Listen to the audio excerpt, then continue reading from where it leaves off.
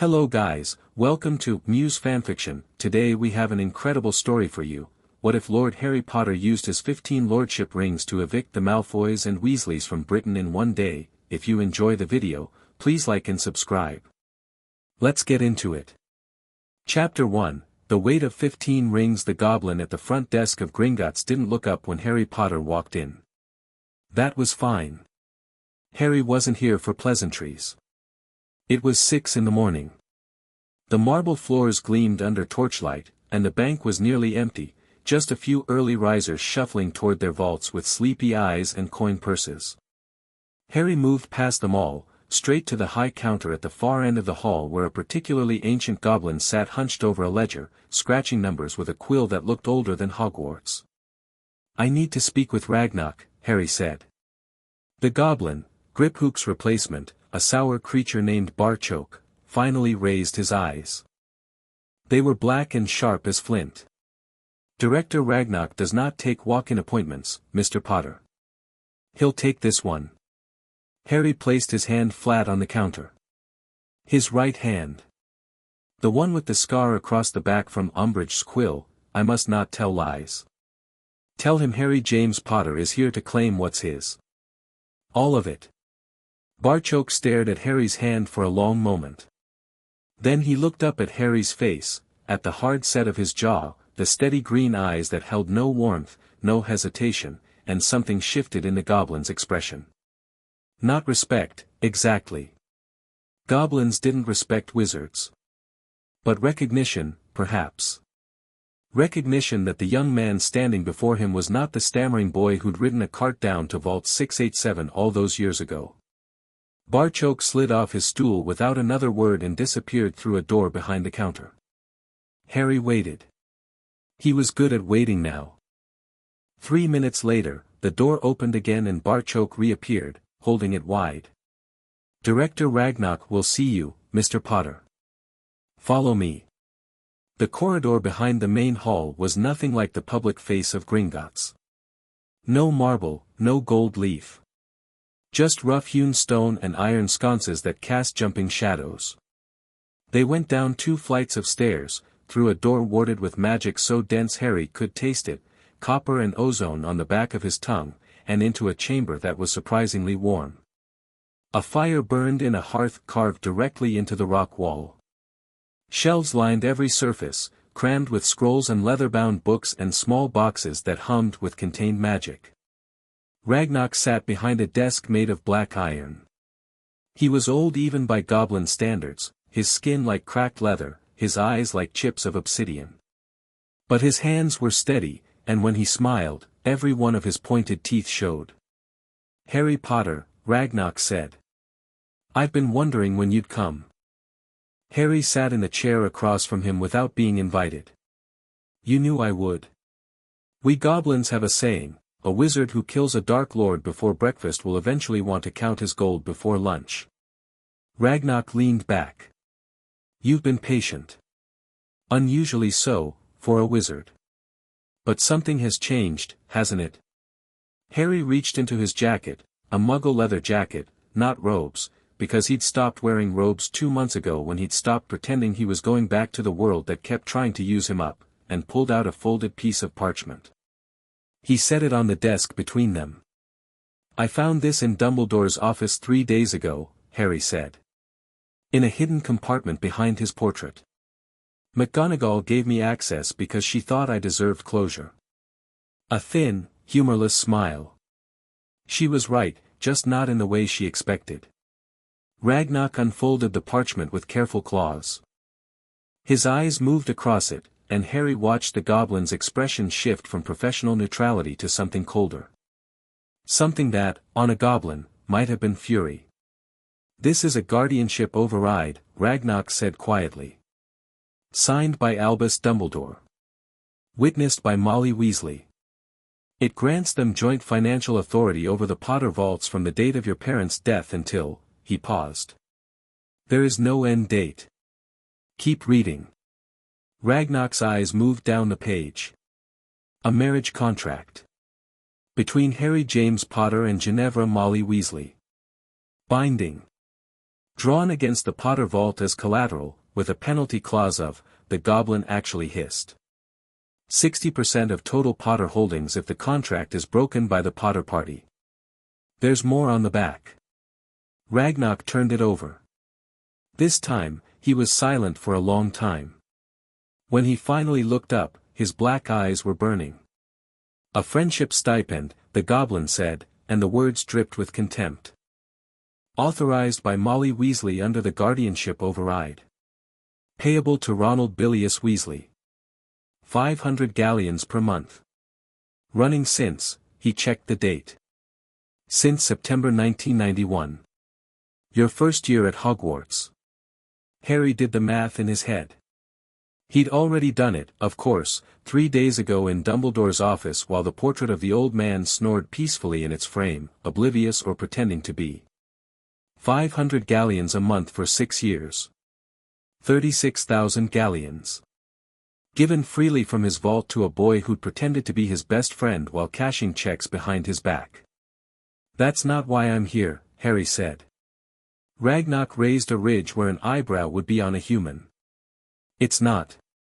That parchment was the last straw. Not the first. Harry leaned forward. Director Ragnarok, I want a full inheritance audit.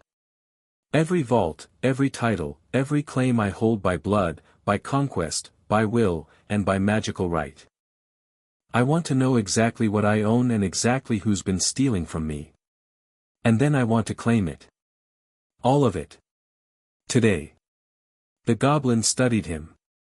A full audit of this nature takes, I know what it takes. I also know that Gringotts has already run one. You ran it the night Voldemort died, didn't you? You goblins track magical bloodlines like dragons track gold. You knew the moment his soul left this world that every title he held by conquest reverted. And you knew where they'd land. Ragnarok's smile returned. Wider this time. You are not as foolish as most wizards, Harry Potter. I've had good teachers. Most of them were trying to kill me, but the lesson stuck.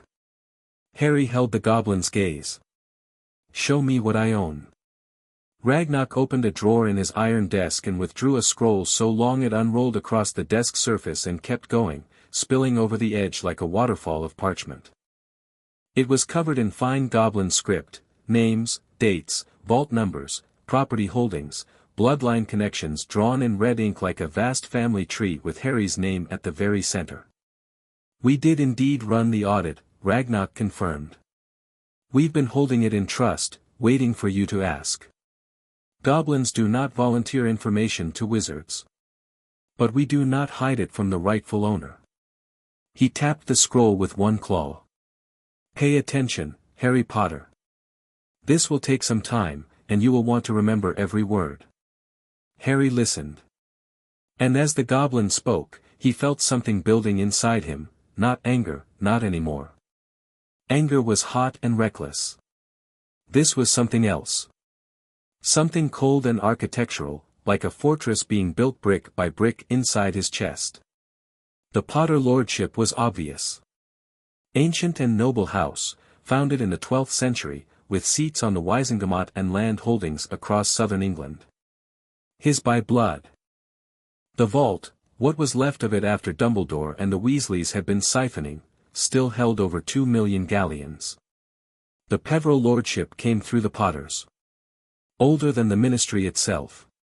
It carried with it certain rights that most wizards had forgotten existed, including, Ragnarok noted with undisguised relish, the right to call a Wisengamot session without the minister's approval.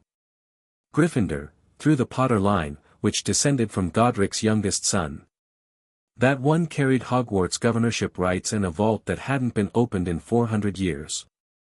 Black came from Sirius. Harry knew about this one, but he hadn't known the full scope.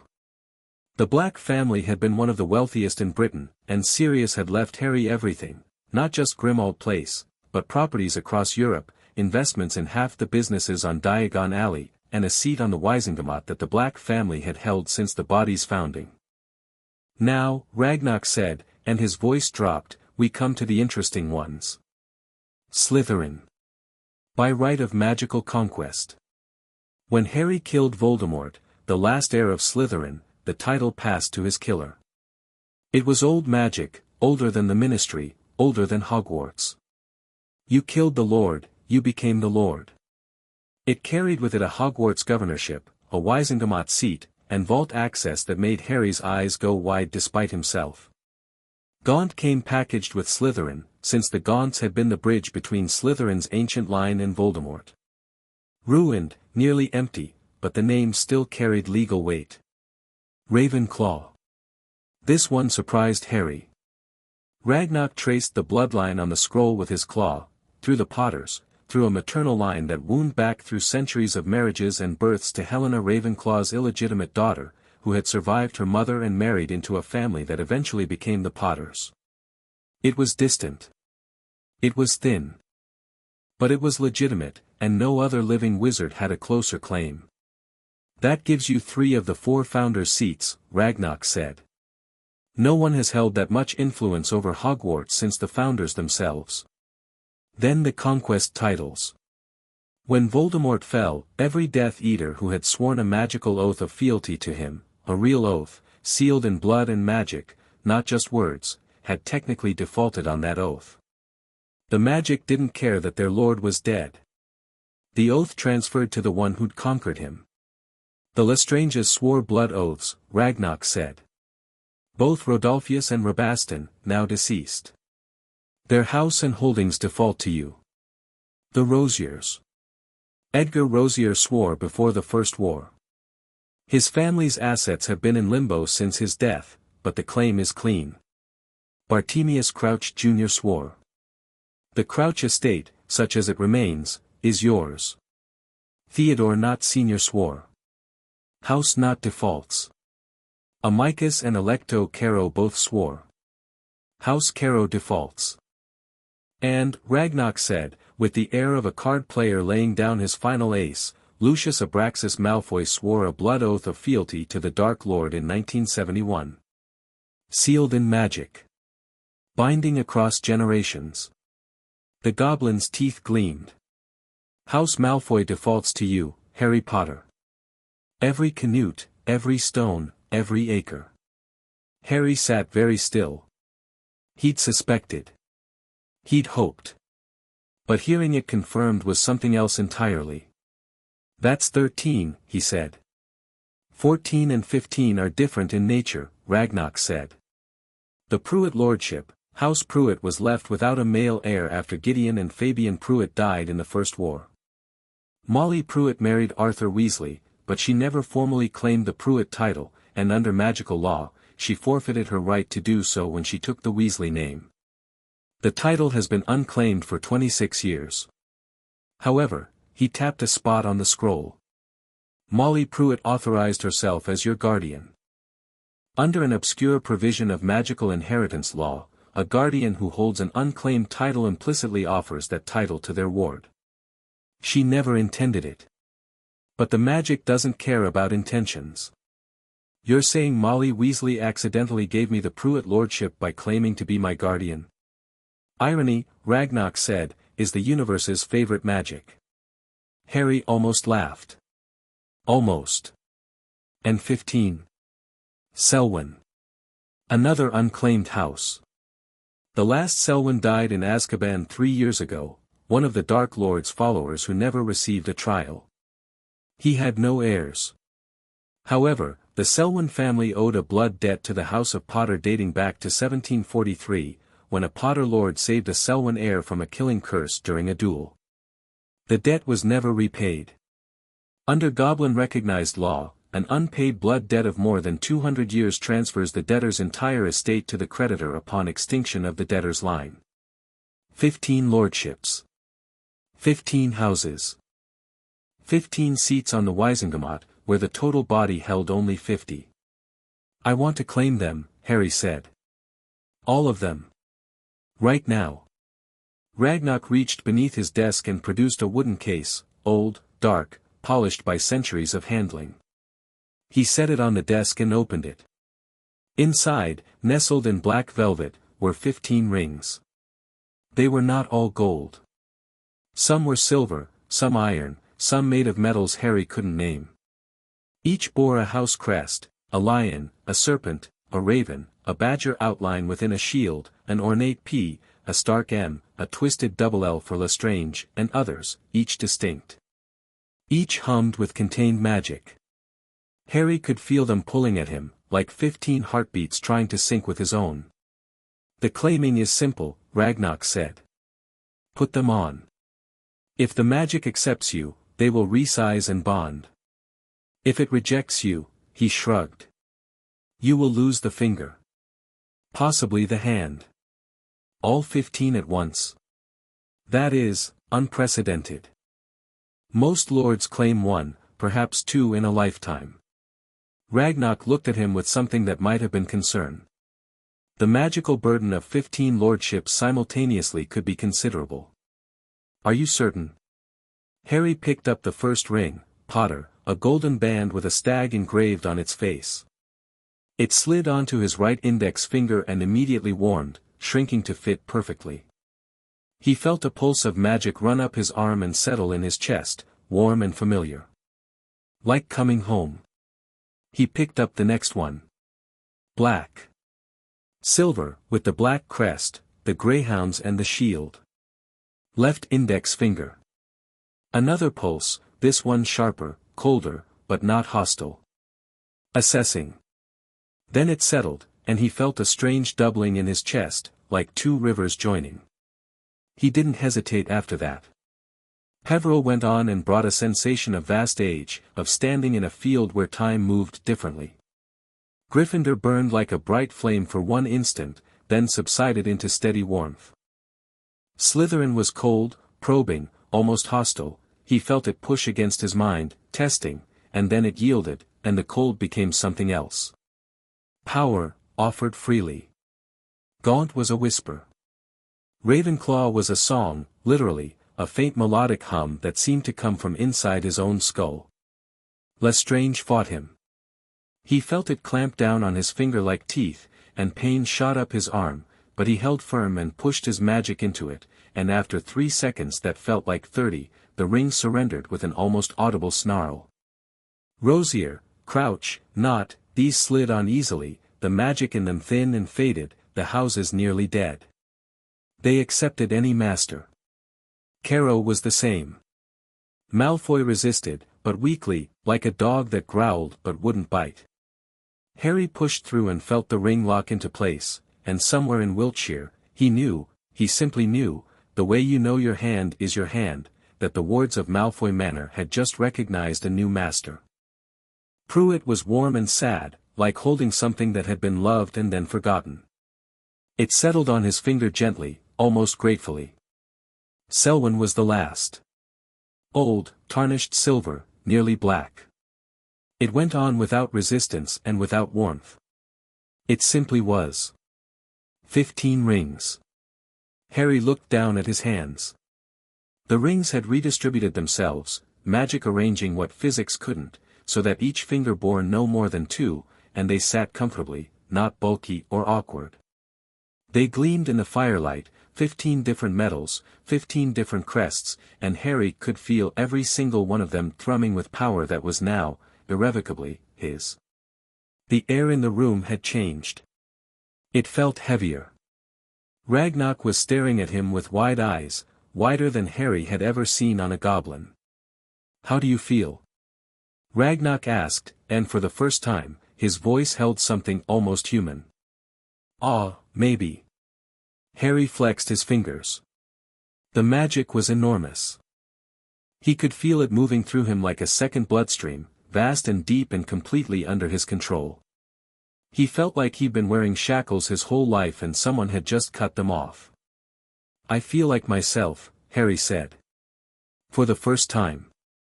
He stood, and the rings pulsed once, all 15 in unison, and a wave of magic rolled off him that made the fire in the hearth flare to the ceiling and sent every scroll on Ragnarok's shelves rustling. The goblin gripped his desk. I need 3 things from you, Harry said. First, a full accounting of every canute that's been taken from my vaults without my authorization. Every transaction Dumbledore approved, every withdrawal Molly Weasley made, every monthly payment to Ron. I want dates, amounts, and magical signatures. It will be ready within the hour, Ragnarok said. Second, I need the status of every property I now own. Specifically, I need to know who's currently living on my land without permission. The Malfoys reside in Malfoy Manor, Ragnarok said immediately. Which, as of 3 minutes ago, sits on your land. The Weasleys reside at the Burrow, which sits on Pruitt land, also now yours. The Lestrange properties are empty. The Knott estate is occupied by Theodore Knott Jr., who holds no title of his own. I'll take the full list in writing. But those are the ones I needed to hear. Harry moved toward the door, then stopped. Third thing. I need you to send a message to the Wisengamot clerk. Under the authority of the Peveril Lordship, I am invoking my right to call an emergency session. Today. 2 o'clock this afternoon. Ragnarok's smile was back, and it was vicious. On what grounds? Fraud, theft, and breach of magical contract against a noble and ancient house. Multiple counts. Harry's hand was on the door. Actually, make it multiple noble and ancient houses. 15 of them. It will be done. Ragnarok paused. Mr. Potter, Lord Potter, I should say. Lord of 15 houses. In all my years, and I have lived many, I have never seen a wizard hold this much power over the Wisengamot. 30% of the seats. You could block any legislation. You could force any vote. You could, I know what I can do, Harry said. I've had 3 days to think about it. And what will you do? Harry opened the door. The corridor stretched ahead of him, climbing back up toward the light. I'm going to take back everything that was stolen from me. And I'm going to make sure the people who stole it never set foot in this country again. He left Gringotts through the front doors as the sun climbed over Diagon Alley. The street was waking up, shop owners unlocking their doors, early customers drifting toward Flourish and Blots and the apothecary. Nobody gave Harry a second glance. He was wearing muggle clothes, and without robes, he didn't stand out. Good. He had work to do before the world found out. He apparat to the edge of Hogsmeade and walked up the long road to Hogwarts. The castle was quiet in the early morning light, summer term hadn't started yet, and only the staff were in residence. Harry passed through the gates without resistance. The wards recognized him, and now that he wore the Gryffindor, Slytherin, and Ravenclaw rings, they did more than recognize him. They welcomed him. He felt the ancient magic of the castle reach out and fold around him like a warm cloak, and for a moment, he felt a pang of something like grief. This place had been his home. The first real home he'd ever known. And the people he'd trusted here had been robbing him blind. He found Daphne Greengrass in the room of requirement, which was configured as a legal office, bookshelves full of magical law texts, a long table covered in parchment, and 3 self-inking quills scratching away at different documents simultaneously. Daphne looked up when he walked in. She was tall, blonde, sharp-featured, and currently wearing reading glasses that she'd hex anyone for mentioning.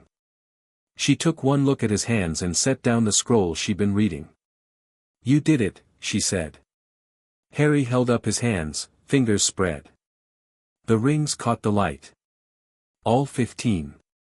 Daphne's eyes moved across them, identifying each one.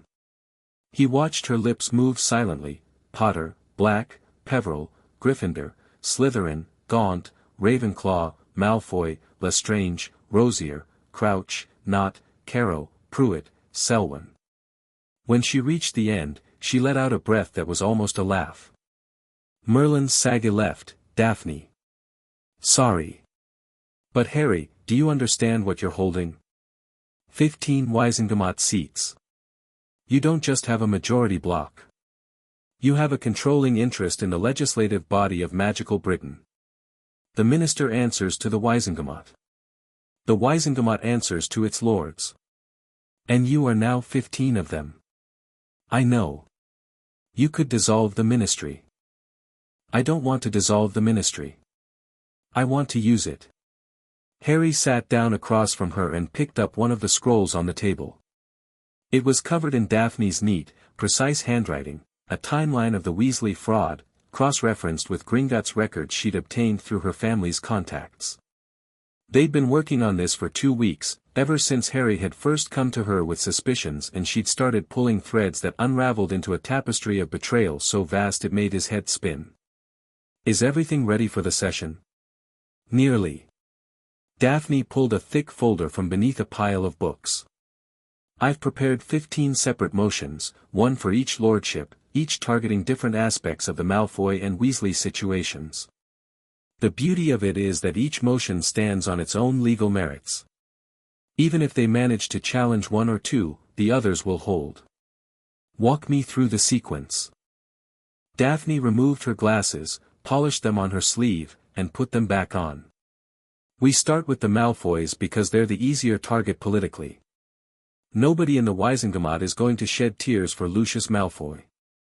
Motion 1, as Lord Slytherin, you invoke the right of conquest over all vassals who swore blood oaths to the previous Lord Slytherin.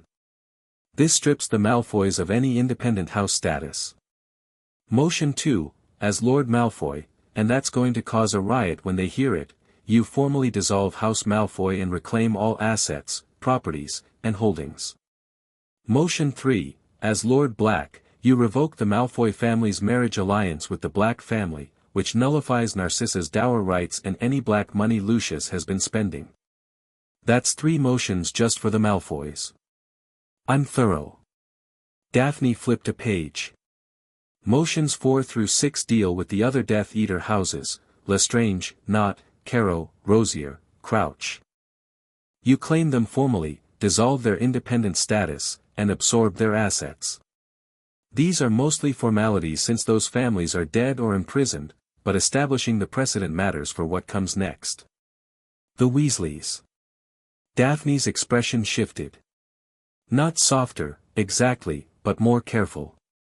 She knew what this part cost him, even if he'd never said so directly. The Weasleys are trickier because they still have public sympathy. Arthur Weasley is well-liked. The twins are popular. You can't just crush them the way you can crush Lucius Malfoy. So we come at it from the other direction.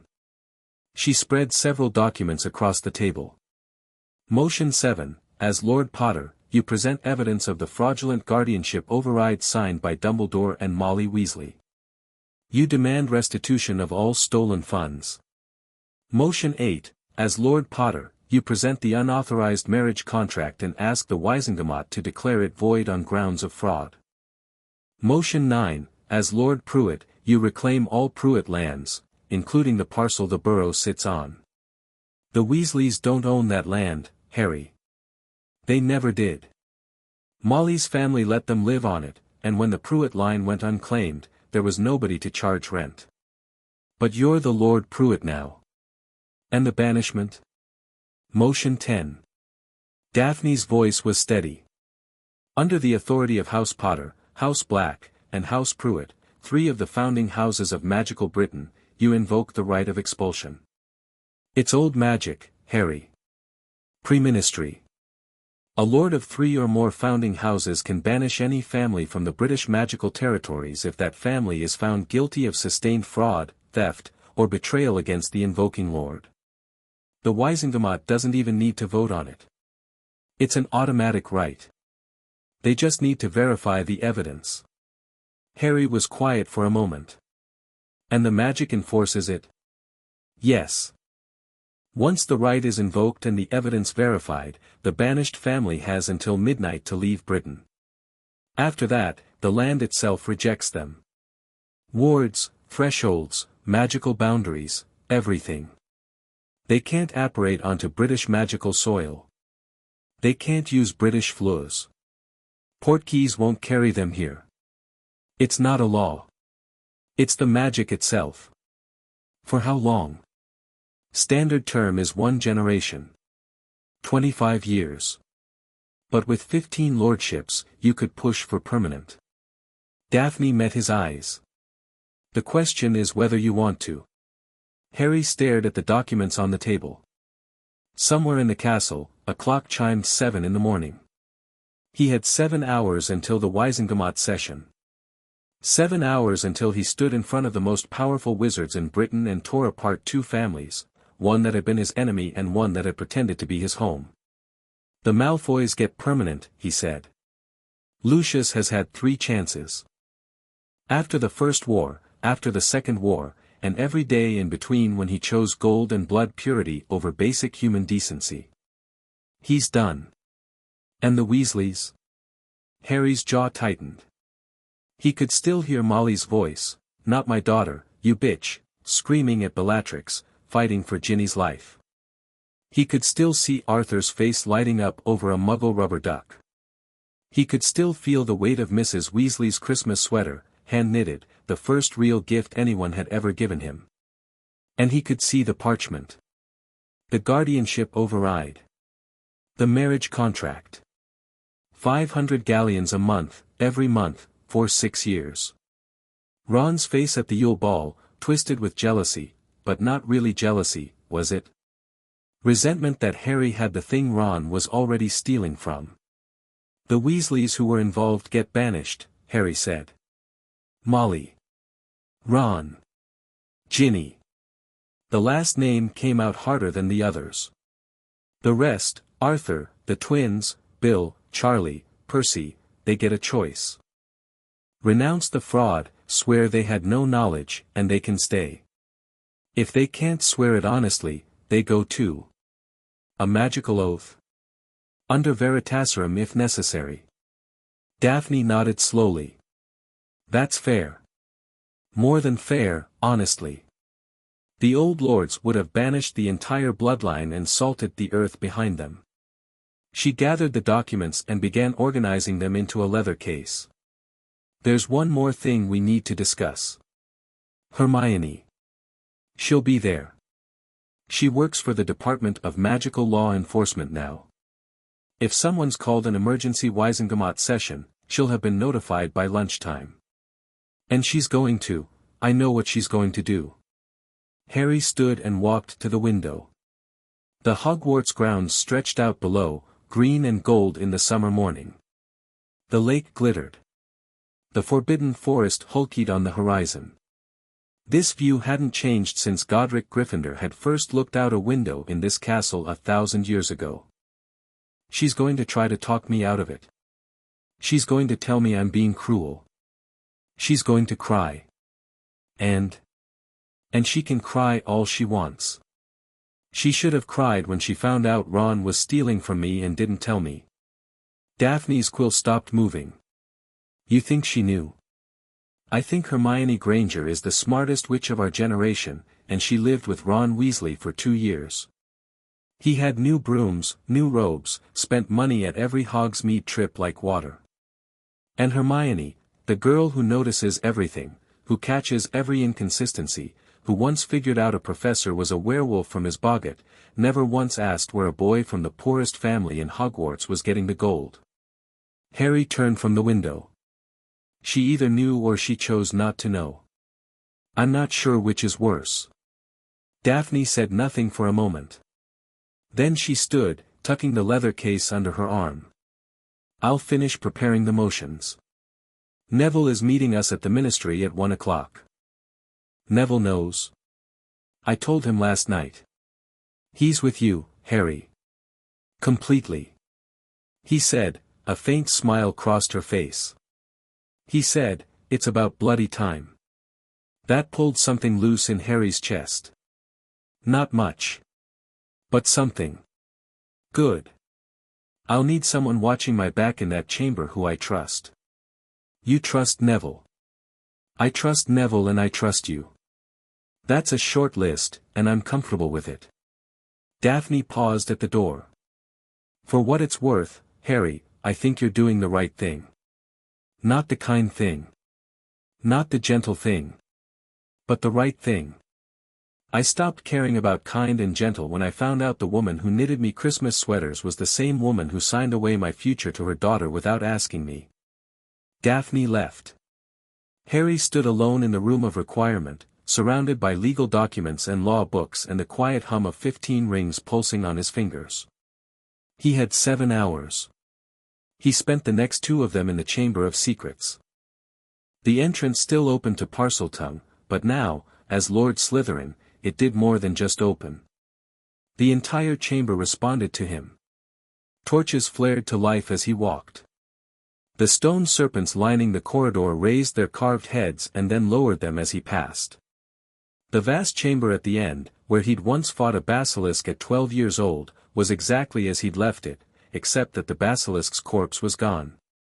Harvested by Gringotts, probably. Basilisk parts were worth a fortune.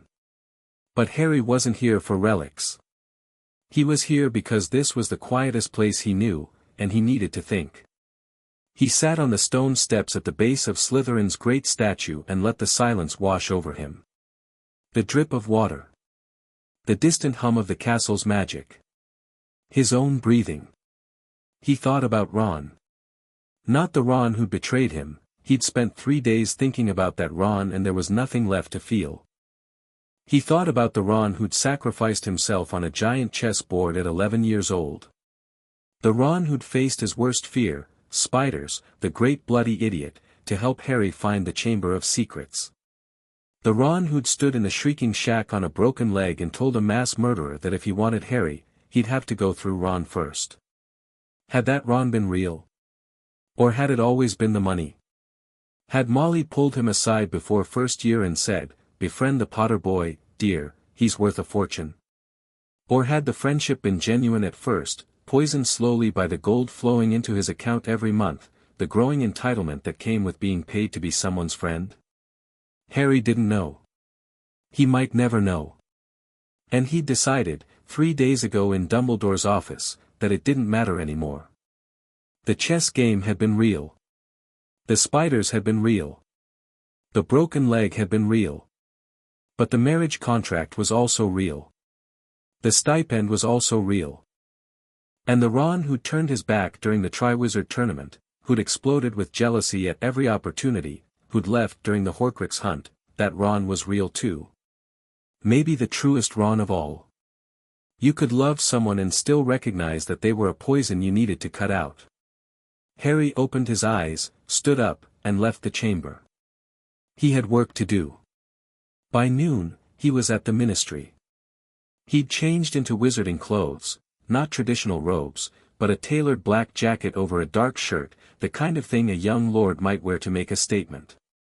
The rings were visible on both hands, gleaming in the atrium's magic light. He'd made no effort to hide them. The ministry atrium was its usual midday chaos, witches and wizards streaming between departments, paper airplanes zooming overhead, the great fountain at the center splashing quietly. Harry walked through it all, and this time, people noticed. It started with one witch who glanced at his hands, did a double take, and stopped dead in the middle of the floor. Then the wizard behind her nearly crashed into her, looked to see what she was staring at, and his jaw dropped. Harry kept walking. Behind him, he could hear the whispers beginning. He'd have bet half his fortune, and it was a very large fortune now, that the words, "Those are lordship rings," were being repeated in increasingly frantic tones from one end of the atrium to the other. By the time he reached the lifts, there was a small crowd following at a distance, and he could see at least 3 ministry officials speaking urgently into communication mirrors. Good. Let them talk. Let them warn whoever they wanted. It wouldn't change a thing. He found Neville waiting outside the lifts on level 2, leaning against the wall with his arms crossed and his wand tucked behind his ear like a carpenter's pencil. Neville Longbottom had changed since the Battle of Hogwarts. Not just physically, though he'd grown into his frame, broad-shouldered and solid as a stone wall, but in the way he carried himself. There was a quietness to him that wasn't shyness anymore. It was the quietness of a man who'd cut the head off a giant snake in front of 1,000 people and then sat down and had a sandwich. "Harry," Neville said. Just that. His eyes went to Harry's hands, counted the rings, and came back up. A small nod. No surprise, Daphne had briefed him, but something deeper. Approval, maybe. Solidarity. Thanks for being here, Harry said. Wouldn't be anywhere else. Neville pushed off the wall and fell into step beside him. Daphne sent a Patronus. Everything's filed. The session is confirmed for 2 o'clock. Word's already spreading. I passed Lucius Malfoy in the atrium 10 minutes ago. He looked like he'd swallowed a lemon sideways. He knows. He doesn't know everything. But he knows enough to be scared, and that means he's going to come in swinging. He's got allies on the Wisengamot, Harry. Paid for votes. Had allies, Harry said. Half the people he was paying off held seats that now belong to me. Not, Caro, Rosier, Crouch, those were his voting bloc. They're mine now. He paused. Besides, this isn't going to be a vote. The evidence is clear and the rights are automatic. All the Wisengamot has to do is verify the claims. Lucius can scream all he wants. The law is the law. They walked in silence for a moment, past the Department of Magical Law Enforcement offices, where Harry could see people watching him through glass walls with wide eyes. Have you seen Hermione? Harry asked. She's in there. Neville nodded toward an office at the end of the hall. She came out about 20 minutes ago looking like she'd been stung by something. She's read the session docket. She say anything? She looked at me, opened her mouth, closed it, and went back inside. Neville's expression was carefully neutral. Harry, are you ready for her to hate you after this? Harry stopped walking. They were alone in the corridor now, everyone else had scattered, finding urgent business elsewhere, the way people did when they smelled a storm coming. Hermione doesn't hate people, Harry said. She argues with them, lectures them, writes them very long letters about why they're wrong, and then eventually forgives them when she realizes they were right. And if she can't forgive me for this, he started walking again. Then she's not the person I thought she was. And I've already been wrong about too many people I cared about. They reached a set of heavy oak doors, the entrance to the Wisengamot chamber. 2 Aurors stood guard. They took one look at Harry, one look at the rings, and stepped aside without a word. Harry put his hands on the doors. He could feel the magic of the chamber beyond, ancient, formal, heavy with centuries of laws and oaths and power. And he could feel his 15 rings resonating with it, the lordship magic connecting to the institutional magic, 15 threads weaving into the fabric of the most powerful legal body in Wizarding Britain.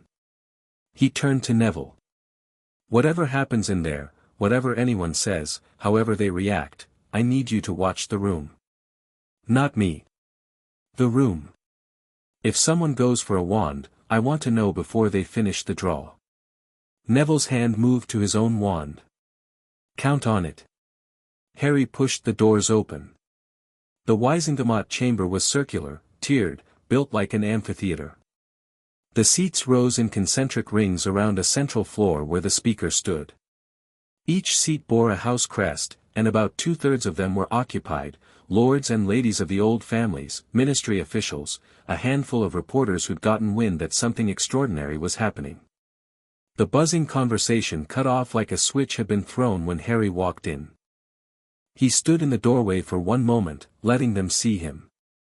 Letting them see the rings.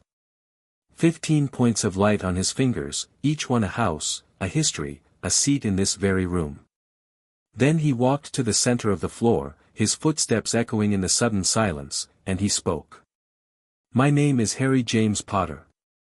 Lord of House Potter, House Black, House Peverell, House Gryffindor, House Slytherin, House Gaunt, House Ravenclaw, House Malfoy, House Lestrange, House Rosier, House Crouch, House Knott, House Caro, House Pruitt, and House Selwyn.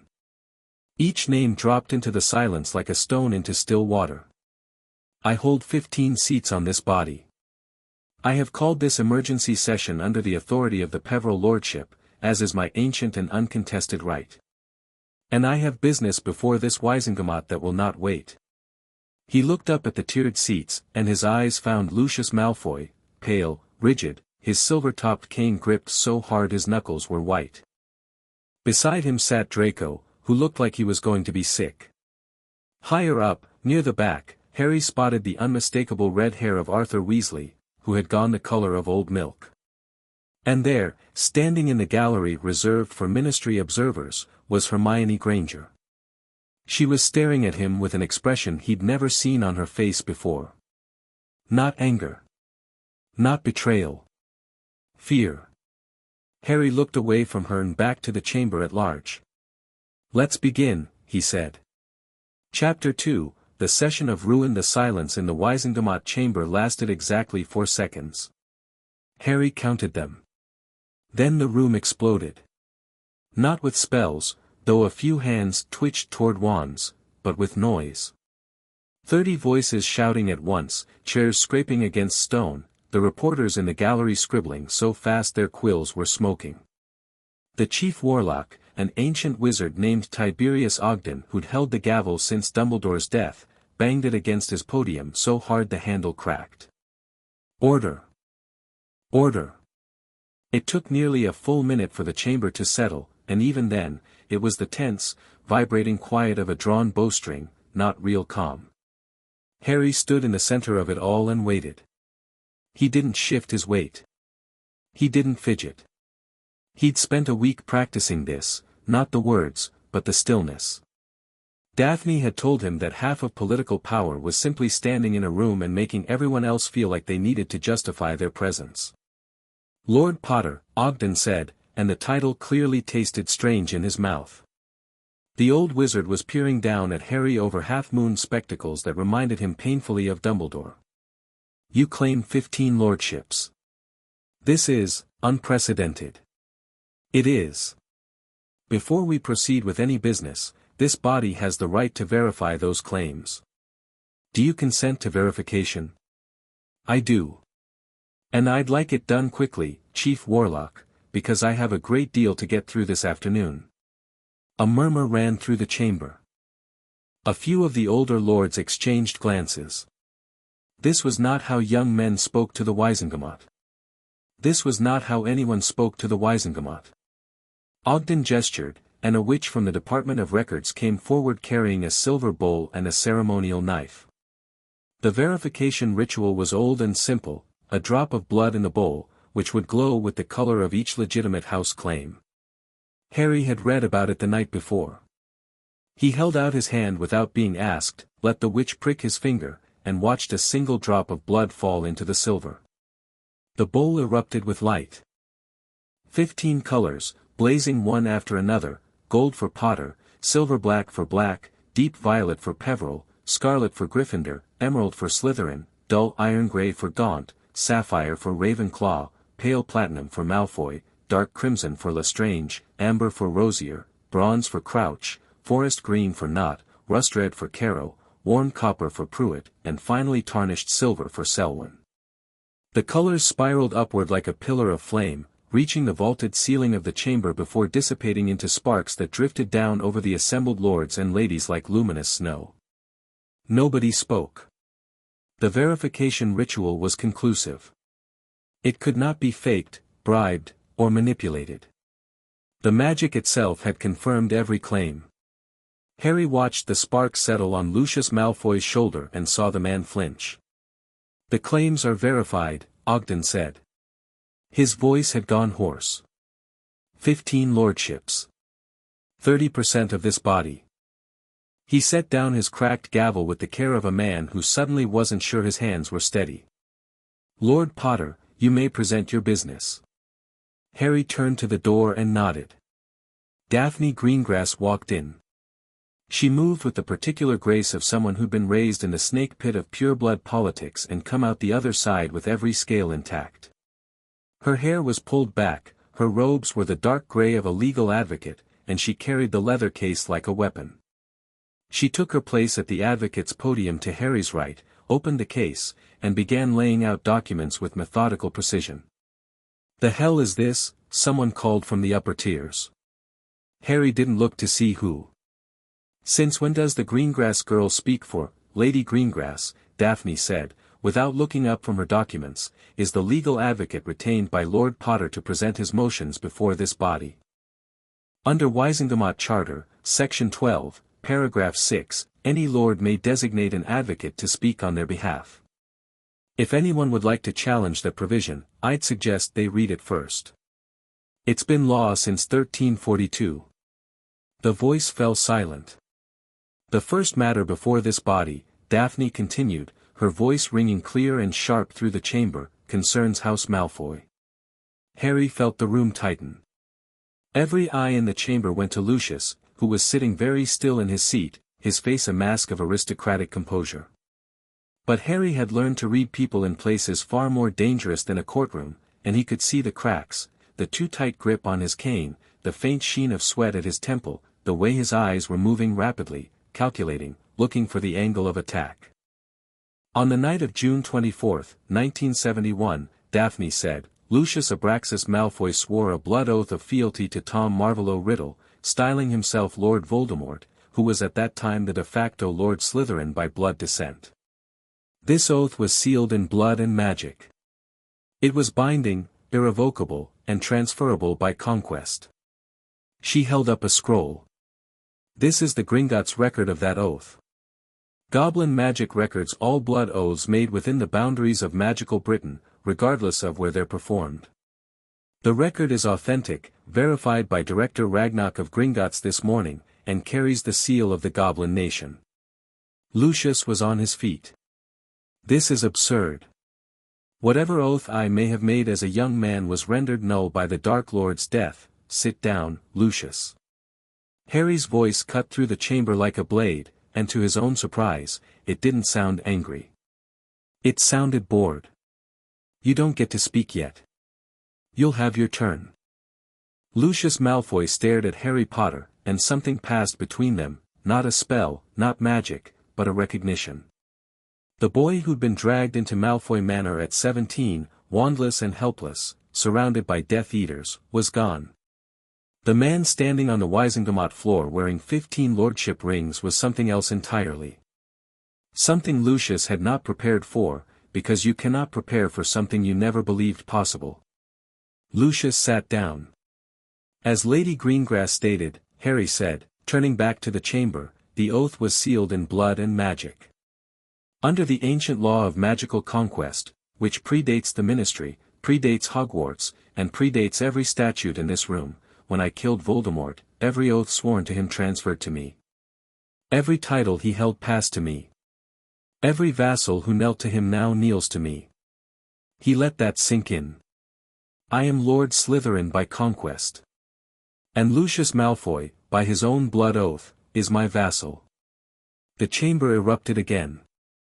Ogden's gavel was banging. Lucius was shouting something about due process and legal review. Draco was pulling at his father's arm, trying to get him to sit back down. The reporters were in a frenzy. Harry waited. When the noise subsided, he continued as if nothing had happened. Motion 1. As Lord Slytherin, I invoke the right of liege lord over House Malfoy. This strips House Malfoy of independent noble house status and places all Malfoy assets, properties, and holdings under the direct authority of House Slytherin, which is to say, under my authority. You can't, Lucius started. Motion 2. Harry spoke over him without raising his voice. As Lord Malfoy, claimed by right of the same conquest, verified not 20 minutes ago by the blood ritual you all witnessed, I formally dissolve House Malfoy. The house is ended. Its vault is absorbed into the Slytherin holdings. Its properties revert to Lord Slytherin. Its seat on this Wisengamot is retired. This is a coup. Lucius was standing again, his cane raised like a staff, his face blotched with fury. You cannot walk into this chamber and dissolve a noble house on the basis of a childhood oath, blood oath, Daphne corrected calmly. Not childhood. Blood. Sealed in magic. The kind your family has used for centuries to bind lesser houses to your service. The kind you used on the Parkinsons, the Bulstrodes, the Crabs, and the Goyles. You built your empire on blood oaths, Lord Malfoy. She smiled thinly. You just never imagined one would be used on you. Harry turned to face Lucius directly. The chamber had gone quiet again, drawn in by the confrontation like spectators at a duel. Let me make this simple for you, Lucius. You swore to serve the Dark Lord. The Dark Lord lost. His conqueror, that's me, inherited everything, including your oath. You are, by every law this chamber recognizes, my property. Your house, your gold, your land, your name, mine. I could keep you as a vassal. I could assign you duties. I could make you clean my boots every morning, and there is not a single law in magical Britain that would stop me. He paused. But I'm not going to do that. I'm going to do something much worse.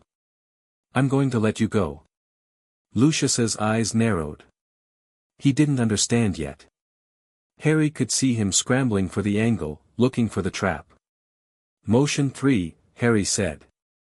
As Lord Black, I revoke the marriage alliance between House Black and House Malfoy.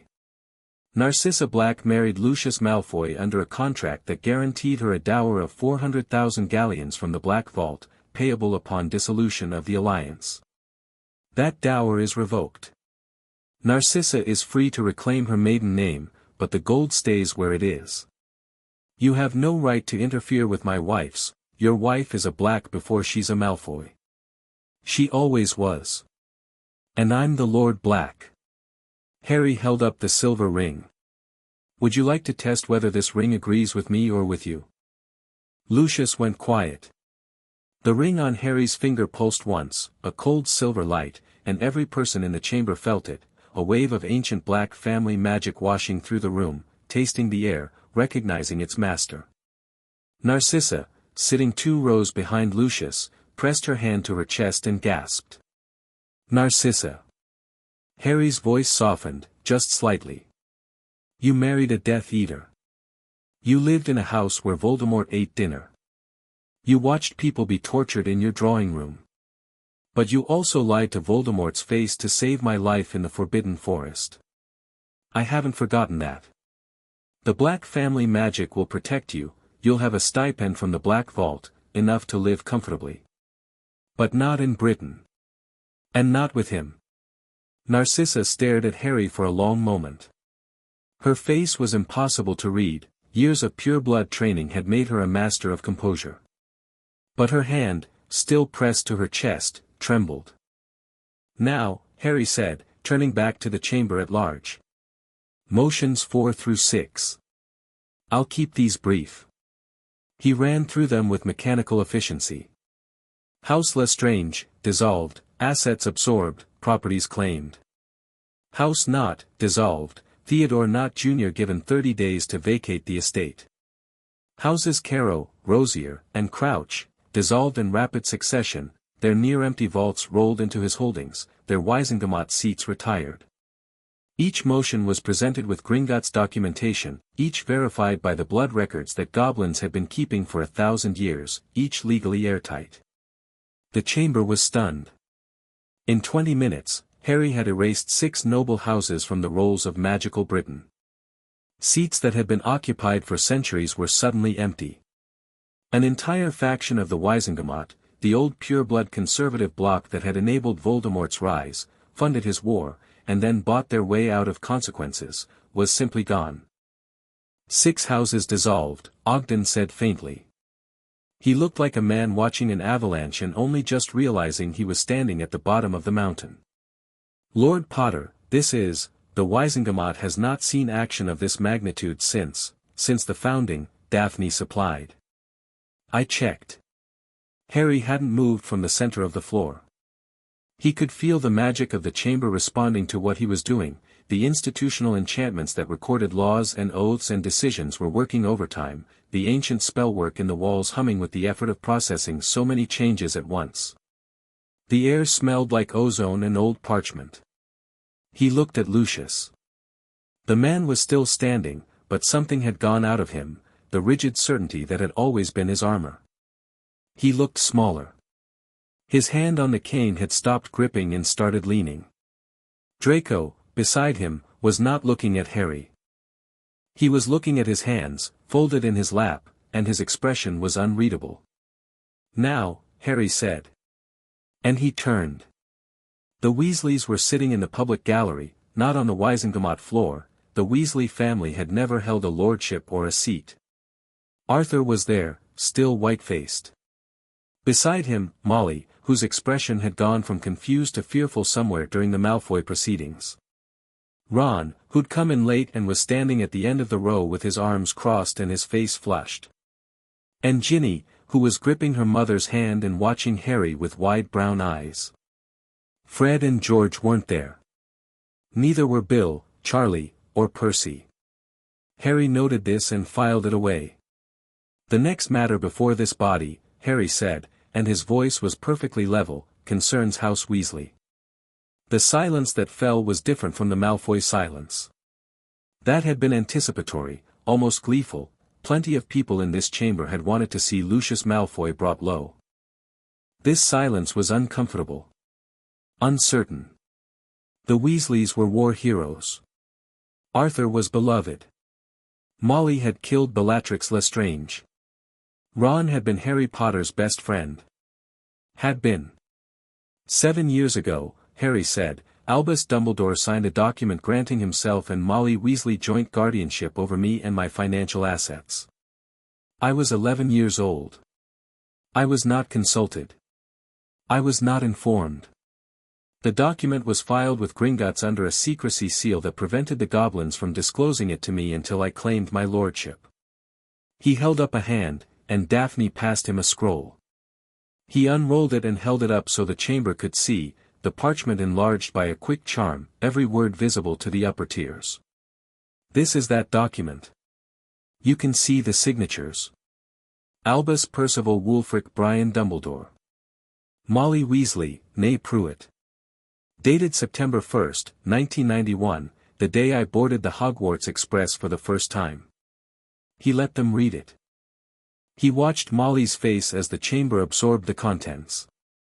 She had gone very still, and her hand had tightened on Ginny's until the girl winced. Under this guardianship, Harry continued, Molly Weasley authorized a monthly payment of 500 galleons from my vault to her son, Ronald Bilius Weasley.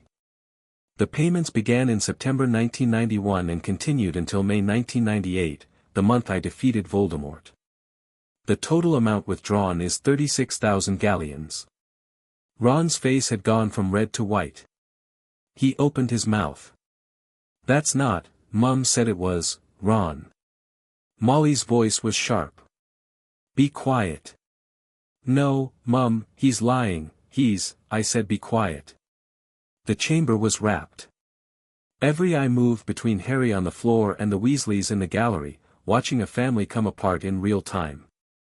The payments were listed in the Gringotts ledger as a guardianship maintenance stipend, Harry said. Standard practice for magical guardians who use ward funds to cover the ward's living expenses. Except I never lived with the Weasleys. I lived with the Dursleys. Every summer, every holiday except Christmas. Molly Weasley was drawing 500 galleons a month to cover the care of a child she saw, at most, for 2 weeks out of every year. Arthur Weasley's head turned slowly toward his wife. His expression was terrible. Not anger, not yet. Confusion.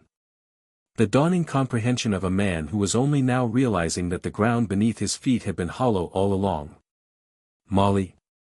Arthur's voice was barely above a whisper, but the chamber's acoustics carried it to every corner.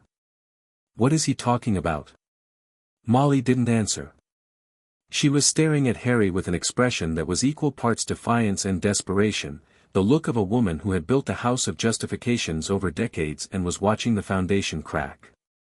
But the stipend isn't the worst of it, Harry said. Daphne. Daphne held up a second document, smaller, on heavier parchment, sealed with wax that bore the Potter family crest. This, Daphne said, is a marriage contract. Between Harry James Potter and Ginevra Molly Weasley. It was executed on August 15, 1992, under the authority of the guardianship override. Harry was 12 years old. Ginny was 11.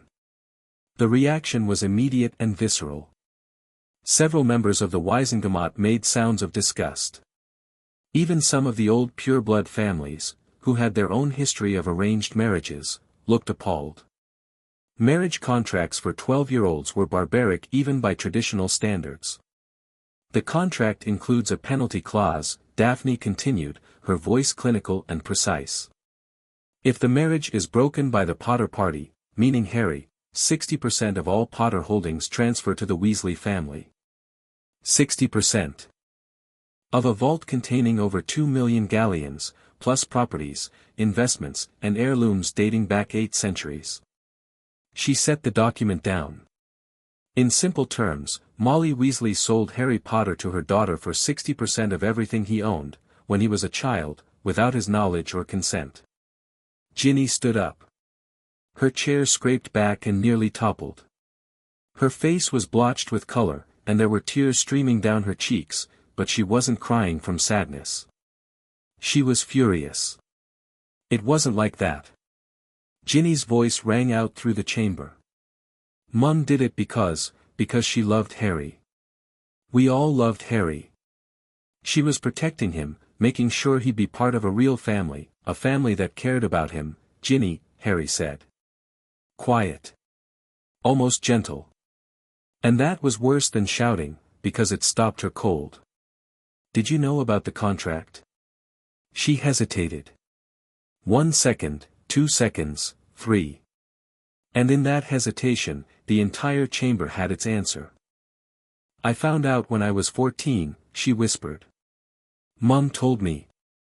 She said it was destiny. That the Potter and Weasley families were meant to be joined. That you'd be happy. That we'd all be happy. And you never told me. I wanted to. I almost did, so many times, but Mum said, your mother told you to keep it secret. Because she knew that if I found out, I'd break it. And if I broke it, your family would get 60% of my gold. Harry's voice was still quiet, but it carried the weight of 15 houses behind it. That's not love, Ginny. That's a con. Ginny sat down as if her legs had given out. Molly reached for her daughter, but Ginny flinched away. Arthur Weasley stood up. His movements were slow, heavy, like a man moving through deep water. His face had aged 10 years in 10 minutes. Harry, Arthur said. I swear to you, on my magic, I didn't know about the stipend or the contract. Molly she never told me any of this. I believe you, Arthur, Harry said. And he meant it. Arthur Weasley was many things, naive, easily overshadowed by his wife, too trusting, but he was not a thief. That's why what comes next is going to include a choice for you. What comes next? Arthur repeated, and the fear in his voice was naked. Harry turned back to the Wizengamot. Motion 7. As Lord Potter, I present the evidence of financial fraud committed against House Potter by Molly Weasley under the fraudulent guardianship override. I demand full restitution of the 36,000 galleons stolen from the Potter vault. Motion 8. As Lord Potter, I present the unauthorized marriage contract between myself and Ginevra Weasley and ask this body to declare it void on grounds of fraud, coercion, and the involvement of a minor who could not consent. Ogden barely had to think. The contract is voided. Let the record show, the marriage contract between Potter and Weasley is struck from the books. He looked sick. As for the restitution, Lord Potter, the Weasley family vault contains. I believe the current balance is 412 galleons, Daphne said. I checked. A soft murmur ran through the chamber. Everyone knew the Weasleys were poor. But hearing the actual number, 412 galleons against a debt of 36,000, made the scale of Molly's theft somehow more grotesque. She'd stolen a fortune from an orphan and it still hadn't been enough to lift her family out of poverty. Where had it gone? Ron's brooms? Ginny's dress robes? 36,000 galleons, vanished into the daily churn of a large family's expenses, and none of them, had ever questioned where the money came from. Restitution cannot be made financially, Harry acknowledged. Which brings us to motion 9. He paused. This was the pivot point. Everything before had been evidence, documentation, legal procedure. What came next was power, raw, ancient, and absolute. As Lord Pruitt, Harry said, "I reclaim all Pruitt lands." Molly made a sound. Not a word, just a sound, low and raw, punched out of her like she'd been hit. Because she understood, instantly, what this meant. The Burrows sat on Pruitt land. Land that Molly's family had owned for generations, land that had passed to no one when the last Pruitt lords died, land that Molly had simply continued to live on because nobody had claimed it and nobody had asked her to leave. Until now. "The Burrow," Molly whispered. "You can't take the Burrow." "I'm not taking it," Harry said. "I'm reclaiming it. There's a difference. Taking implies it was yours.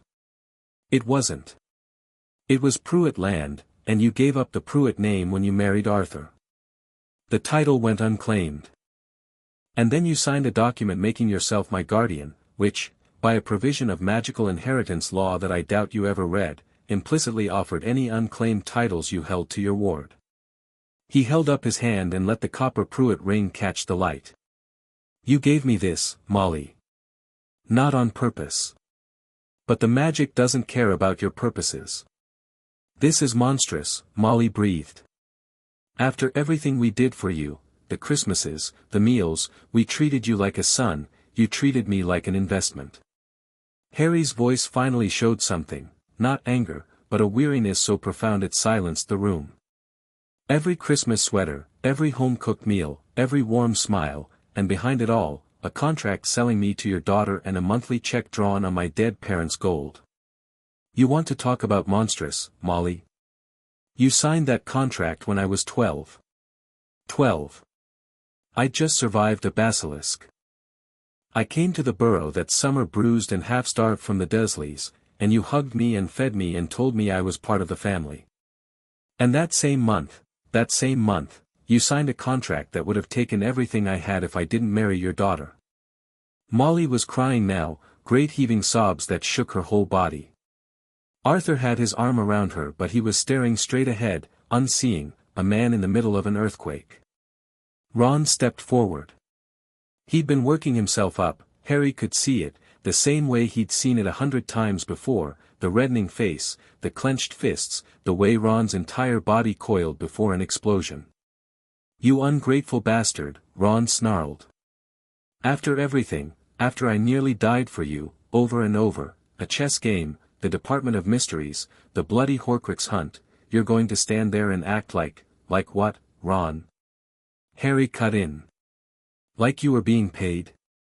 Because you were. 500 galleons a month. Did your mum tell you it was an allowance? A reward for being a good friend? Or did you know exactly where it came from?" Ron's mouth opened and closed. The flush had spread down his neck. "You knew," Harry said. "It wasn't a question. I knew Mum was sending me money from a fund Dumbledore set up. She said it was for being your companion. Like a retainer. She said all old families did it. A retainer." Harry tasted the word. "You were my retainer." "It wasn't like that, then what was it like? Help me understand, Ron. Because from where I'm standing, it looks like your mother bought your friendship and paid for it monthly out of my orphan vault, and you cashed every check and never once mentioned it to me. Not once. In 6 years. Ron's fists were white-knuckled at his sides. "I didn't ask for it. I didn't choose to be poor, Harry. You think it was easy, being your friend? The chosen one, the boy who lived, always the center of everything, and I'm just Ron, just the sidekick, just the joke. The money was, compensation." Harry offered. "For the terrible burden of being my friend?" Ron lunged. He actually lunged, vaulted over the gallery railing and dropped to the Wisengamot floor, drawing his wand mid-fall. A stunner crackled from the tip before his feet hit the ground. Harry didn't draw his wand. He raised his right hand, palm out, and the stunner splashed against an invisible barrier and dissolved into sparks. 15 rings flared simultaneously, and the air around Harry shimmered with layered shield magic, not a single spell but the combined protective enchantments of 15 noble houses, each one adding its strength to the barrier. Ron's stunner hadn't just been blocked. It had been erased. Neville moved. He'd been standing by the door, quiet and still as a statue, and now he crossed the distance to Ron in 3 long strides, caught Ron's wand arm, twisted, and disarmed him in a single fluid motion. Ron's wand clattered across the stone floor. Neville didn't let go. He held Ron's arm behind his back, not violently but absolutely, with the implacable strength of a man who'd spent the last year training with Aurors and working with his hands in soil and combat alike. "Don't," Neville said. "Just that." Quiet and final. Ron struggled for a moment, then went still, breathing hard. His eyes were wild, darting between Harry and Neville and the chamber full of people who just watched him attack a 15 times lord on the Wizengamot floor. Attacking a lord during a formal session, Daphne said, her voice carrying the studied calm of someone who'd expected exactly this. "That's a criminal offense under Wizengamot Charter. Shall I add it to the record, Chief Warlock?" Ogden looked like he wanted to be anywhere else in the world. "Let it be noted." "Let him go, Neville," Harry said. Neville released Ron, who stumbled forward a step and then stood there, wandless, chest heaving, in the middle of the Wizengamot floor. He looked very young and very lost, and for one fraction of a second, Harry saw the 11-year-old boy on the Hogwarts Express, offering to share chocolate frogs. He crushed the memory. It had cost him 36,000 galleons and 6 years of lies. "Motion 10, Harry said, and his voice was granite. "Under the authority of House Potter, House Black, and House Pruitt, 3 of the founding houses of magical Britain, I invoke the right of expulsion." The chamber went deathly silent. Not the silence of surprise this time. The silence of shock. Several of the older lords had gone pale. One witch in the middle tier pressed her hand over her mouth. Even Ogden, who had seen everything the Wizengamot had to offer in 50 years of service, looked stricken. "The right of expulsion," Harry repeated, letting the words fill the chamber. "Under the ancient compact that founded magical Britain, a lord who holds 3 or more founding house titles may invoke this right against any family found guilty of sustained fraud, theft, or betrayal against the invoking lord. The evidence has been presented. The fraud is documented. The theft is proven. The betrayal," he looked at Molly, at Ron, at Ginny. "The betrayal speaks for itself. Lord Potter." Ogden's voice was strained. "The right of expulsion has not been invoked in over 400 years. The consequences are, the magic is, I know what the magic does, Chief Warlock. I've read the charter. You are talking about banishing a family from Britain. Permanently. Not permanently. Not for all of them." Harry turned to the gallery. "Arthur Weasley. Do you swear, on your magic, that you had no knowledge of the guardianship override, the marriage contract, or the financial fraud committed against me by your wife?" Arthur stepped forward. His face was ashen. He looked down at Molly, who was still weeping, and something passed between them, 25 years of marriage, 7 children, a war survived, and then Arthur looked back at Harry. "I swear on my magic," Arthur said. "I didn't know." A pulse of golden light rippled through the chamber. His magic had accepted the oath. It was true. "Bill, Charlie, Percy, Fred, and George Weasley are not present," Harry continued. "They will each be given the opportunity to swear the same oath. Those who can swear honestly will be exempt from the right. They may remain in Britain, reclaim their personal possessions, and continue their lives. But they will no longer be Weasleys in the eyes of magical law. The Weasley name will be struck from the rolls. You can't destroy our name." Ron shouted. Neville had positioned himself between Ron and Harry, a human wall of broad shoulders and quiet menace. "You don't have the right, I have 15 rights, Ron. They're sitting on my fingers. And every single one of them says I can." The rite of expulsion, Daphne said, stepping in smoothly, requires verification of the evidence and confirmation from the chief warlock. It does not require a vote. Chief Warlock Ogden, the evidence of fraud, theft, and betrayal by Molly Weasley and her knowing co-conspirators, Ronald and Ginevra Weasley, has been presented in full. The Gringotts records are authentic. The documents bear verified magical signatures. Do you confirm? Ogden sat in his chair for a long moment, staring at the evidence spread before him on the podium, the guardianship override, the marriage contract, the Gringotts ledgers, all of it damning, all of it irrefutable. He was an old man being asked to authorize something that would reshape the political landscape of magical Britain, and the weight of it showed in every line of his face. But the law was the law. And the evidence was the evidence. I confirm, Ogden said heavily. The evidence supports the invocation of the rite of expulsion against Molly Weasley née Pruitt, Ronald Bilious Weasley, and Ginevra Molly Weasley. The chamber trembled. Not metaphorically, the actual stone walls of the Wizengamot shuddered, and a deep hum rose from somewhere beneath the floor, like the earth itself was waking up. The ancient magic of the founding compact was activating, responding to the rite, preparing to enforce a sentence that had been old when the ministry was built. Now, Harry said, and turned to face the other side of the chamber. The Malfoys. Lucius, who had been watching the Weasley proceedings with the expression of a man who knows the axe is coming for him next and has been counting the seconds, straightened in his seat. Whatever else Lucius Malfoy was, he was not a man who fell apart in public. His composure had reassembled itself, and he looked at Harry with cold silver eyes. I presume you intend the same for us, Lucius said. His voice was steady. Almost conversational. The voice of a man negotiating from a position he knew was lost but determined to maintain his dignity until the end. Almost the same, Harry said. With one difference. The Weasleys betrayed me through fraud. Your family served a madman who murdered my parents, tortured dozens of innocents, and tried to destroy everything this world was supposed to stand for. Twice. You did it twice, Lucius. First war, you bought your way out. Second war, you tried to do it again. The fraud, the blood oaths, the stolen gold, those are the legal justification. But let's not pretend this is only about paperwork. You held prisoners in your cellar.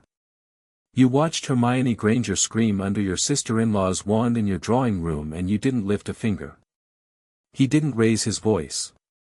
He didn't need to. Molly Weasley stole my gold and sold my future. You helped kill my parents. So no, Lucius. Yours isn't for one generation. Yours is permanent. Permanent banishment has not been imposed since 1402, when the Wizengamot expelled the Folly Schismatics for attempting to overthrow the Confederation. I know.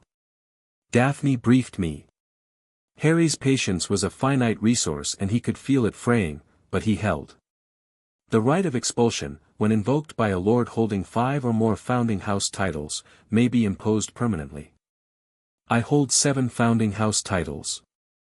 The legal threshold is met. Draco. Lucius turned to his son. The mask slipped, just for an instant, a father looking at his child. Draco, say something. Defend us. Draco Malfoy stood up. He was pale, not the aristocratic pallor that was his birthright but the bloodless white of genuine fear. He looked at his father, then at Harry, then at his mother, and then back at Harry. What about me? Draco asked. His voice was quiet but clear. I never swore a blood oath. I took the mark under duress. I was 16. You know I was 16, Potter. You were there. Harry studied him. The room held its breath. You're right, Harry said. You were 16. You were a child, same as I was, caught up in a war you didn't start. He paused. I'll offer you the same choice I offered the Weasleys who weren't involved.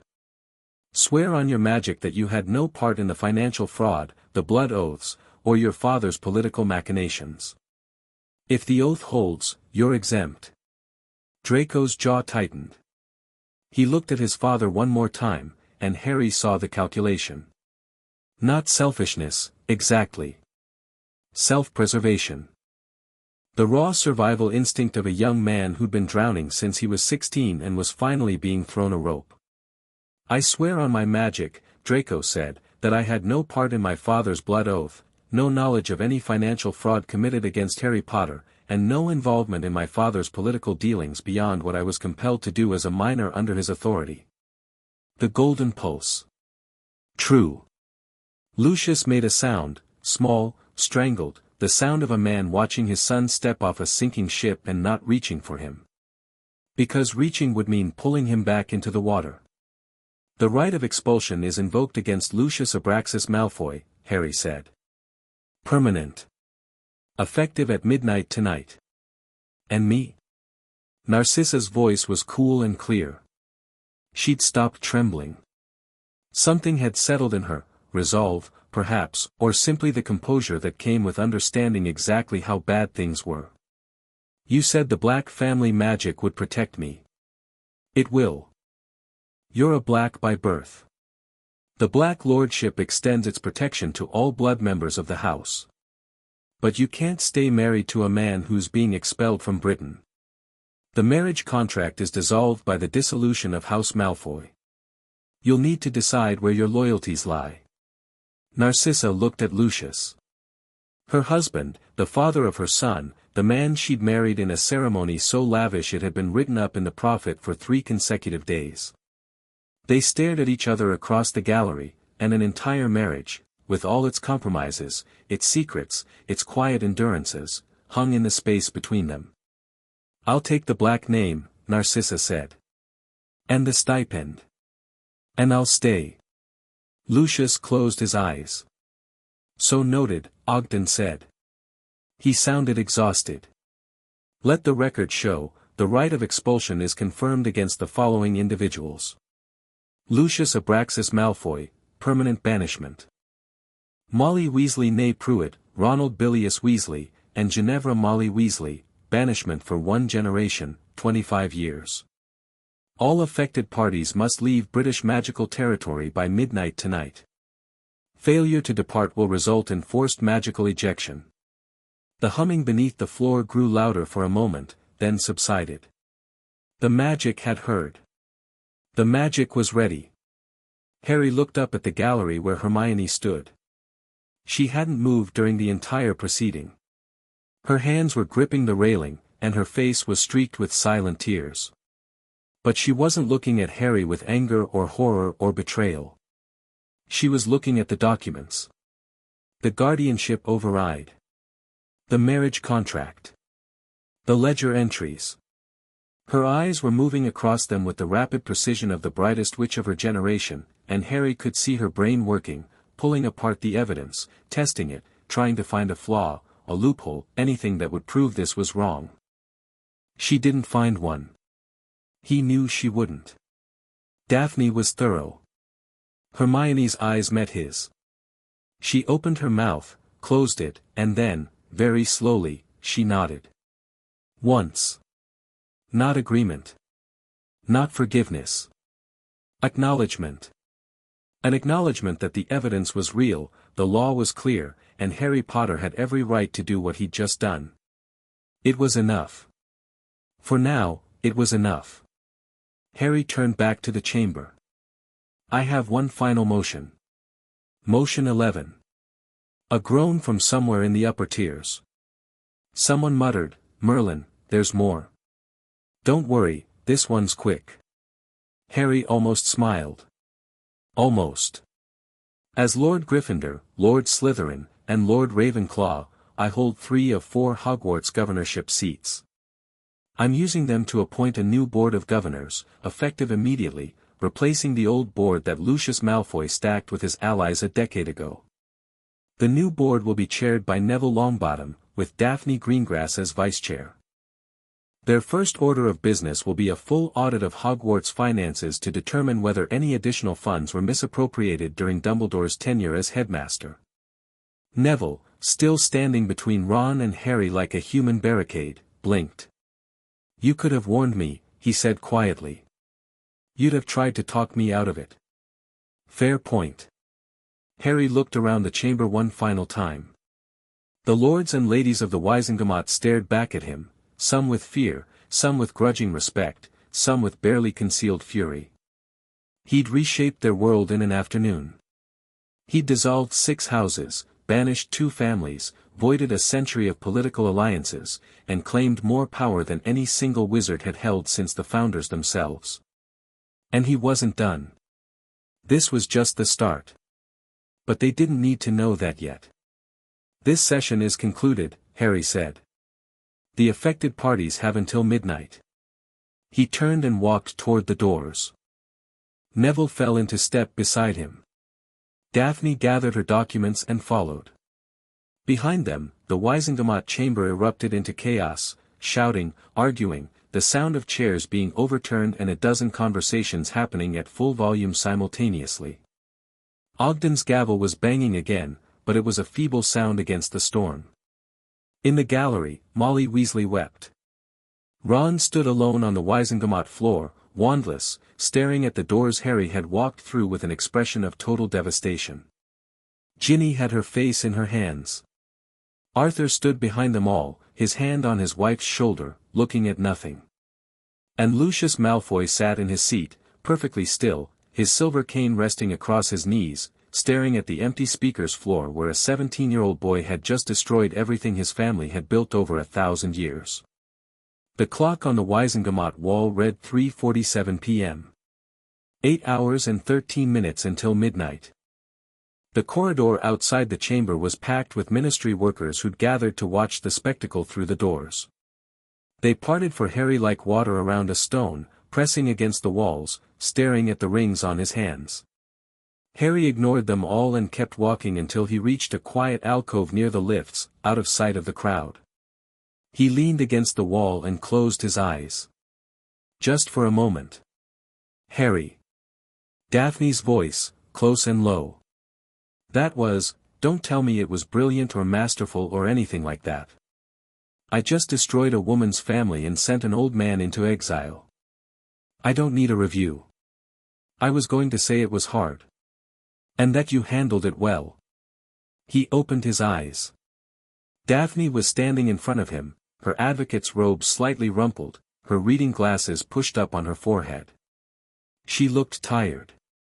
She'd been working on this for weeks, sleeping in the room of requirement, cross-referencing legal precedents from the 14th century, and she'd just performed flawlessly under more pressure than most barristers faced in a career. "Thank you," Harry said. "For all of it. Don't thank me yet. We have 8 hours until the rite activates, and Lucius Malfoy has spent 30 years surviving situations he shouldn't have survived. He's not going to go quietly. I know. And the Weasleys, I know." Neville stepped into the alcove. "Harry. Hermione's coming. She just left the gallery. She's headed this way." Harry straightened up. He could feel her approach, not through magic, but through the particular sixth sense you developed when you'd spent 7 years knowing someone so well you could predict their footsteps. She rounded the corner and stopped. They stood 10 feet apart. Hermione's eyes were red-rimmed but dry. She'd wiped her face. She'd composed herself. That was Hermione. She might break down in the moment, but she'd pull herself together before confronting anyone. "Harry," she said. "Hermione. I need to know something." "Ask." "Did you enjoy that?" The question hit like a slap, but Harry didn't flinch. "No." Hermione studied him for a long moment. He let her. She'd always been able to read him better than anyone, better than Ron, better than Ginny, better than Dumbledore. If there was a lie in his eyes, she'd find it. "I believe you," she said at last. "But I need to understand, Harry. The banishment, the rite of expulsion, you're not just taking their money or their house. You're ripping them out of the only world they know. Ron and Ginny will have nothing. They'll be exiled from every magical community in Britain. Their wands will be, Harry, the right doesn't just banish. It severs. They'll lose connections to every magical institution on this island. Gringotts, Hogwarts, the Ministry, St. Mungo's, they can go to France. Beauxbatons accepts transfer students. The French Ministry has reciprocal agreements. That's not the point and you know it. Then what is the point, Hermione? Harry's voice wasn't angry. It was genuinely asking. Tell me what I should have done. Tell me the right answer.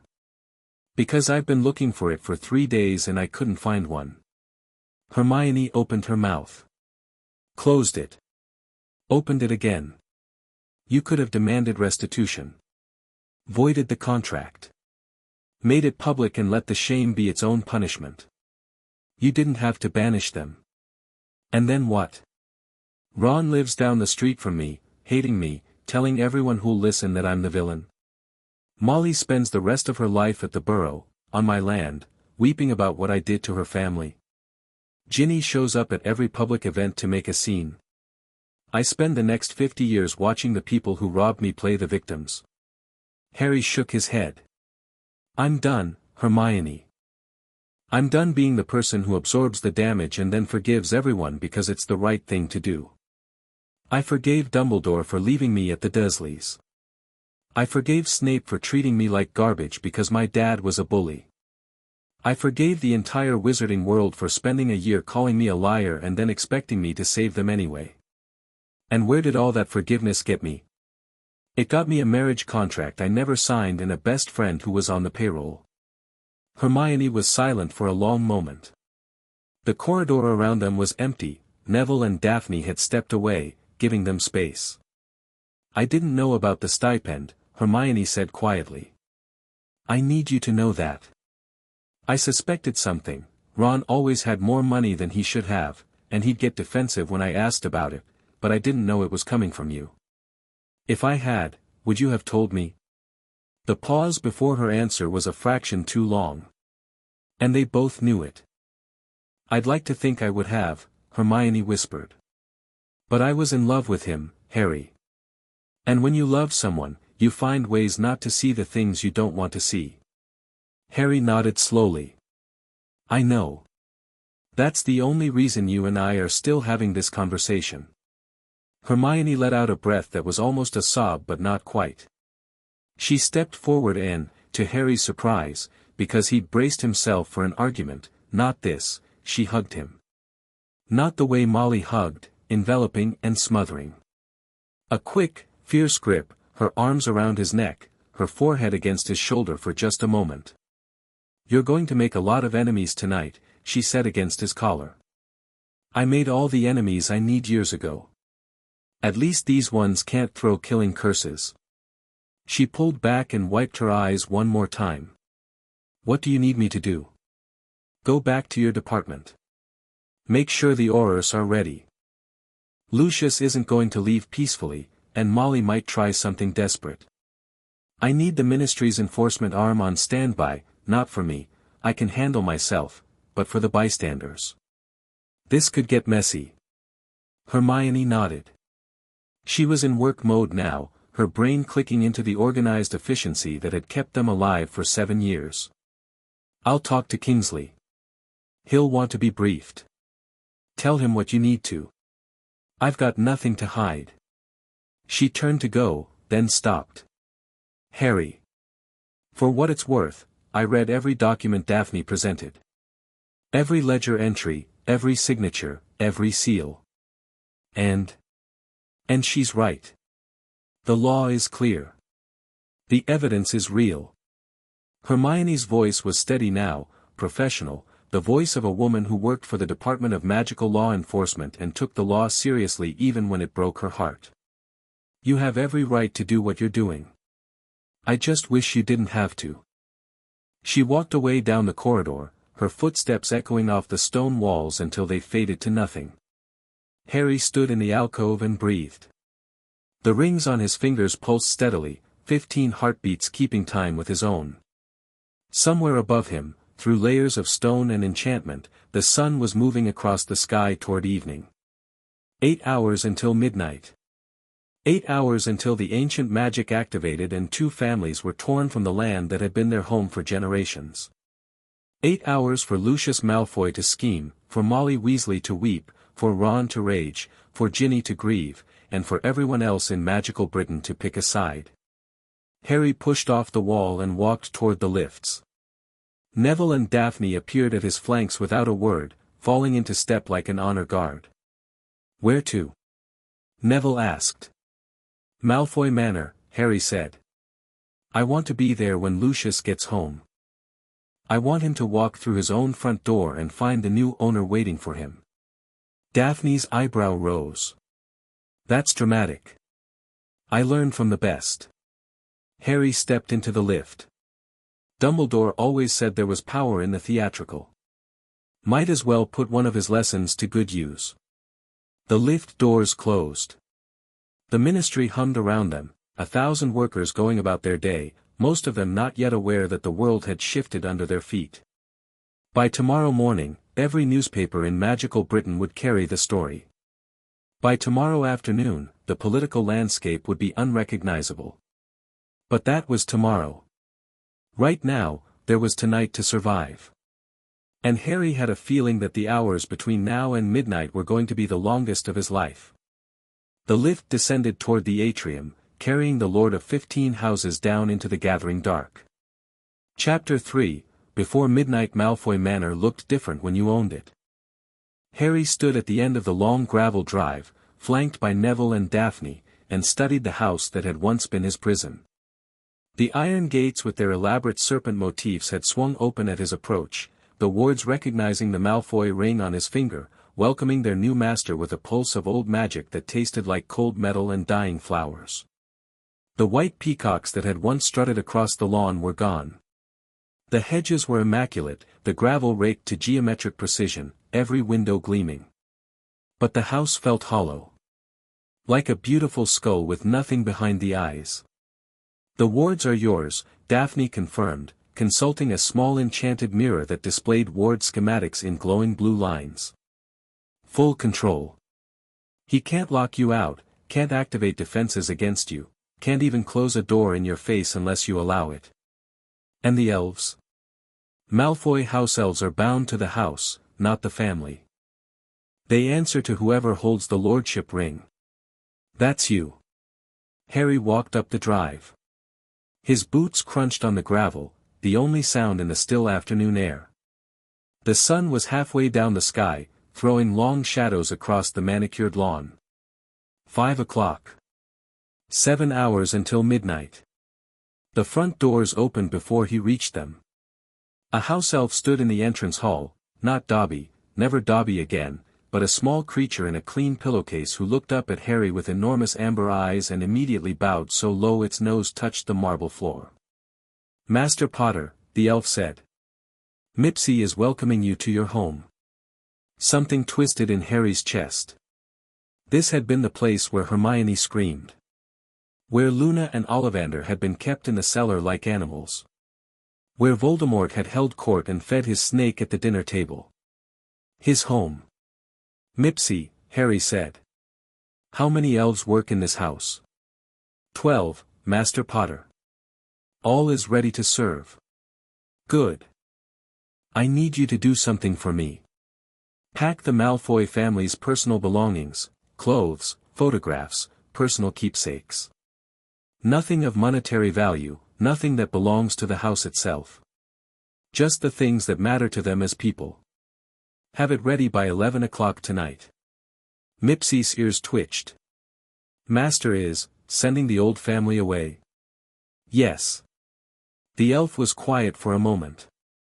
"Then, Mipsy will pack kindly, Master Potter. The old mistress was not always cruel." Harry nodded.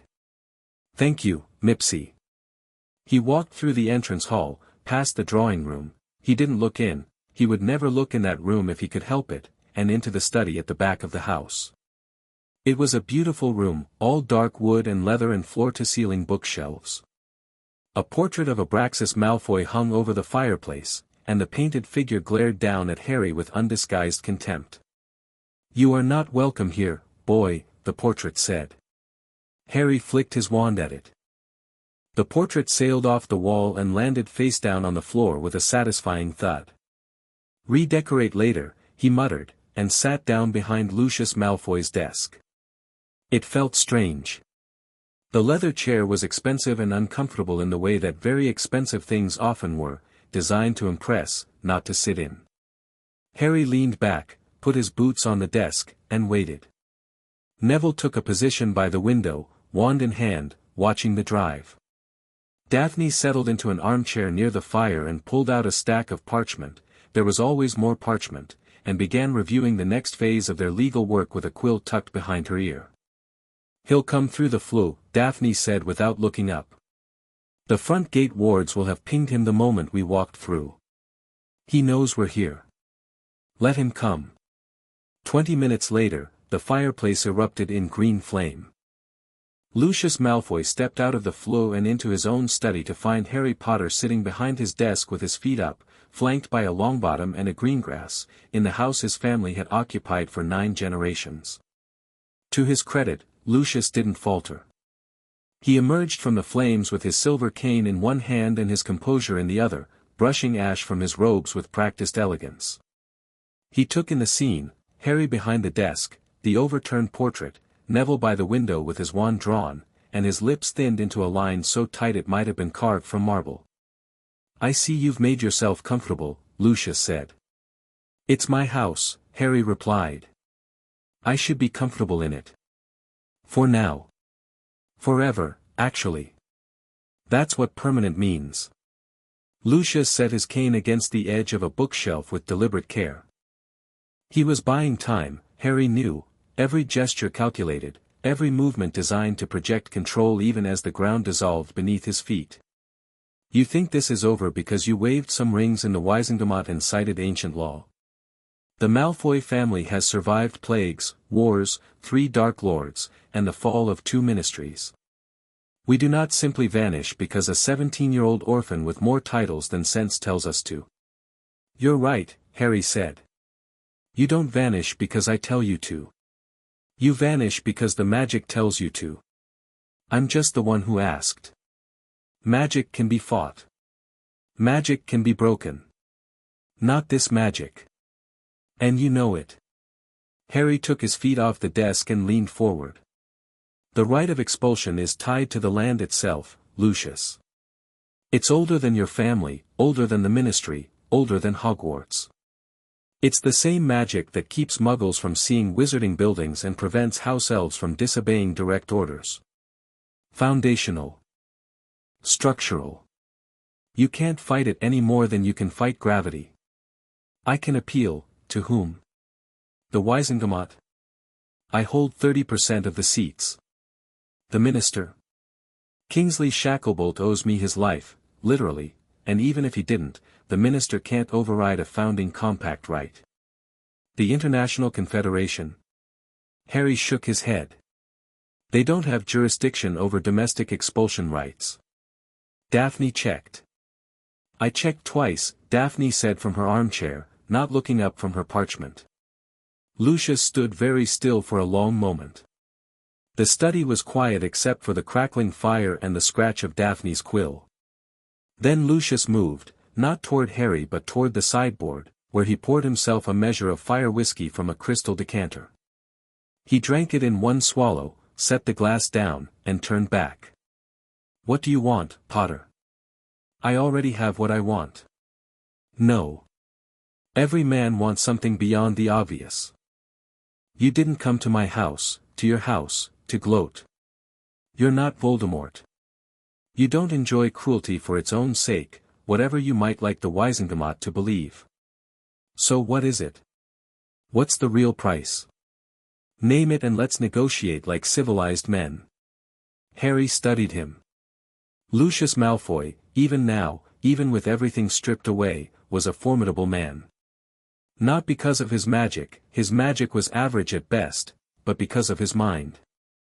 He'd survived by understanding people, by finding the lever and pulling it, by knowing that everyone had a price. There's no negotiation, Harry said. You're leaving Britain by midnight. That's not a request and it's not an opening position. It's a fact, like the sun rising tomorrow. Then why are you here? Harry was quiet for a moment. Then he stood and walked around the desk, closing the distance between them until they were standing 5 feet apart. Lucius was taller, he'd always been taller, but the difference didn't matter the way it once had. I'm here because I wanted to look you in the face when I told you something, Harry said. Something I've been thinking about since the night your master died. And what's that? You lose. That's what I wanted to tell you. You lose, Lucius. Not because I'm more powerful, although I am.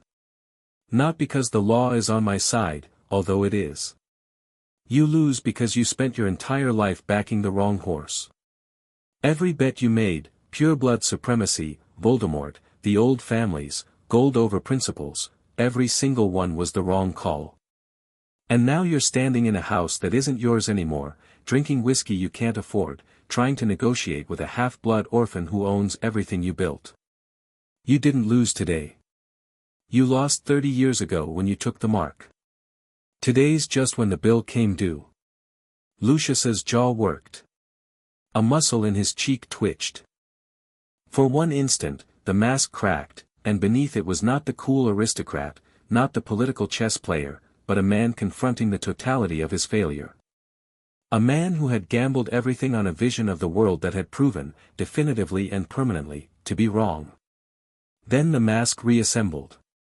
You'll regret this, Potter. Not today. Not tomorrow. But eventually. Power of this magnitude always comes with a price. Maybe, Harry said. But I'll pay my own debts. Not pass them to my children like you did. The study door opened.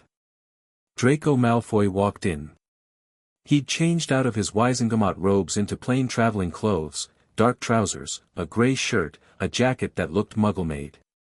He carried a single bag over his shoulder. His blonde hair, usually slicked back with precision, was loose and falling across his forehead. He looked from his father to Harry and stopped. Father. Potter. Draco. Lucius's voice changed, softened, just slightly, revealing the cracks he'd hidden from Harry. You don't have to be here for this. Yes, I do. Draco set his bag on the floor. Potter, can we talk? Not here. Outside. Harry glanced at Neville, who nodded almost imperceptibly. Fine.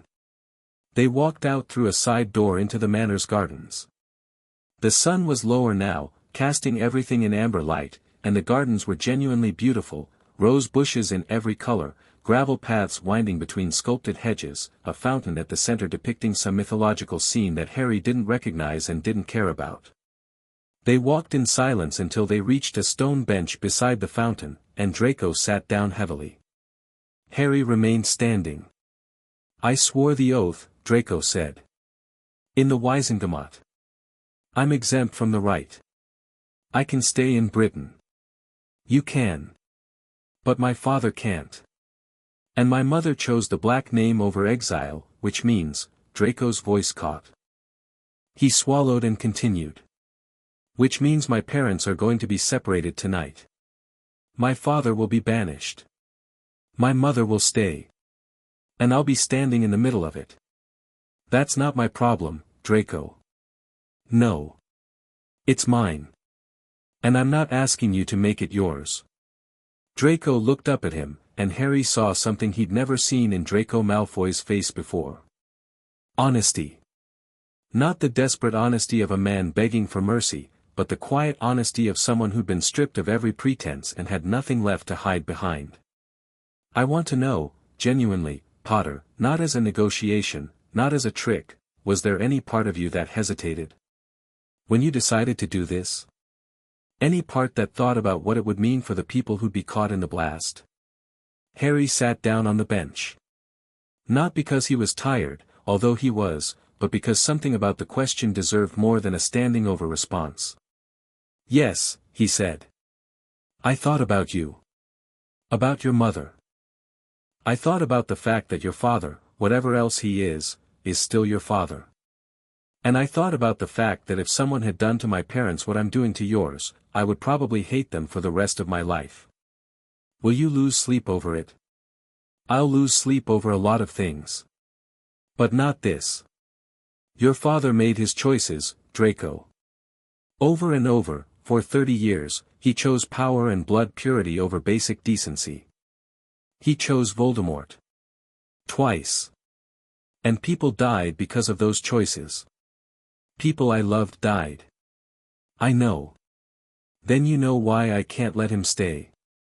It's not about punishment. It's about the fact that as long as Lucius Malfoy is in Britain, he's going to scheme and manipulate and by influence and do everything he can to rebuild what he lost. He'll never stop. You know that.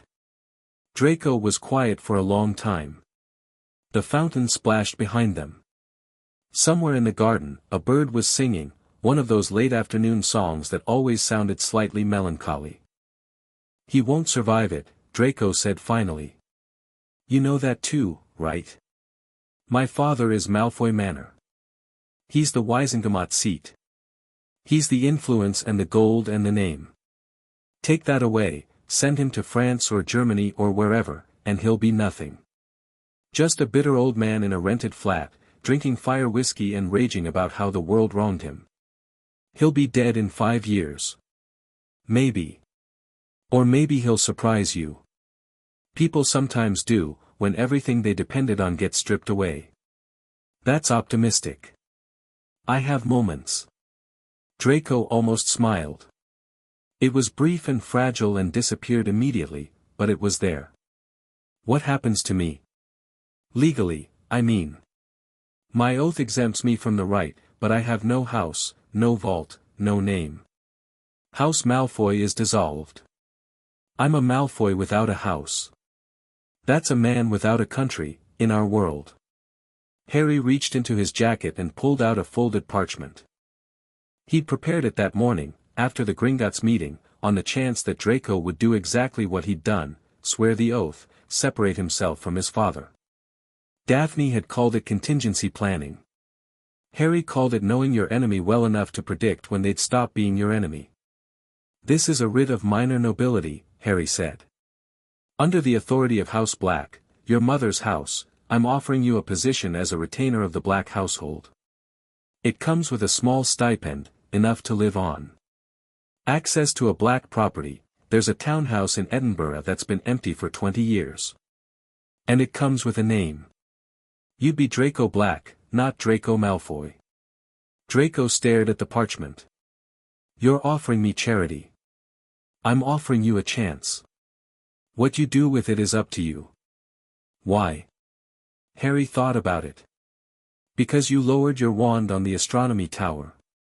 Because you didn't identify me in this house when the Snatchers brought me in. Because you were 16 years old and somebody should have protected you instead of handing you to a monster. Nobody did. I can't fix that. But I can make sure you don't drown in your father's wreckage. Draco took the parchment. He didn't unfold it. He just held it, his knuckles white around the edges, staring at the ground between his feet. When he spoke, his voice was thick. My father is going to see this as the ultimate betrayal. His son, taking the Black name. Becoming a retainer of the man who destroyed our house. Your father's opinion stops mattering at midnight. Draco laughed, a short, harsh sound, half bark, half sob. Merlin, Potter. You really are a bastard. I've been told. They sat in silence for another moment. Then Draco stood, folded the parchment carefully, and put it in his jacket pocket. I'll think about it, he said. You've got until midnight. Draco walked back into the house without looking back. Harry stayed on the bench for another minute, watching the last of the sunlight paint the garden gold, and then he followed. Inside, Lucius was gone, retreated upstairs, according to Mipsy, who reported that the old master was in his bedroom with the door locked, doing something that produced muffled sounds the elf diplomatically declined to describe. Packing, probably. Or destroying things. Or both.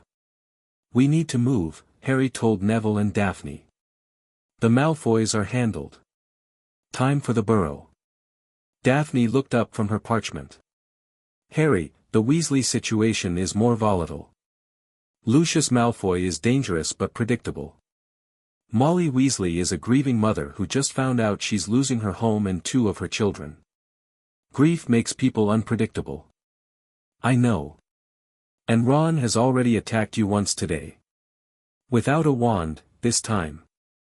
He might try with one. I know that too. I'm just saying, the Malfoy confrontation was a chess match. The Weasley one is going to be a knife fight. Harry met her eyes. I've survived those before. They operat to Ottery St. Catchpole.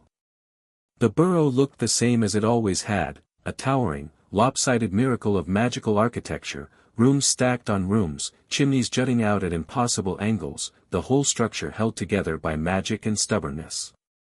The garden was wild with gnomes and overgrown vegetables. Chickens wandered the yard. The setting sun caught the windows and turned them to fire. Harry stood at the garden gate and felt something crack inside him that he'd been holding together all day.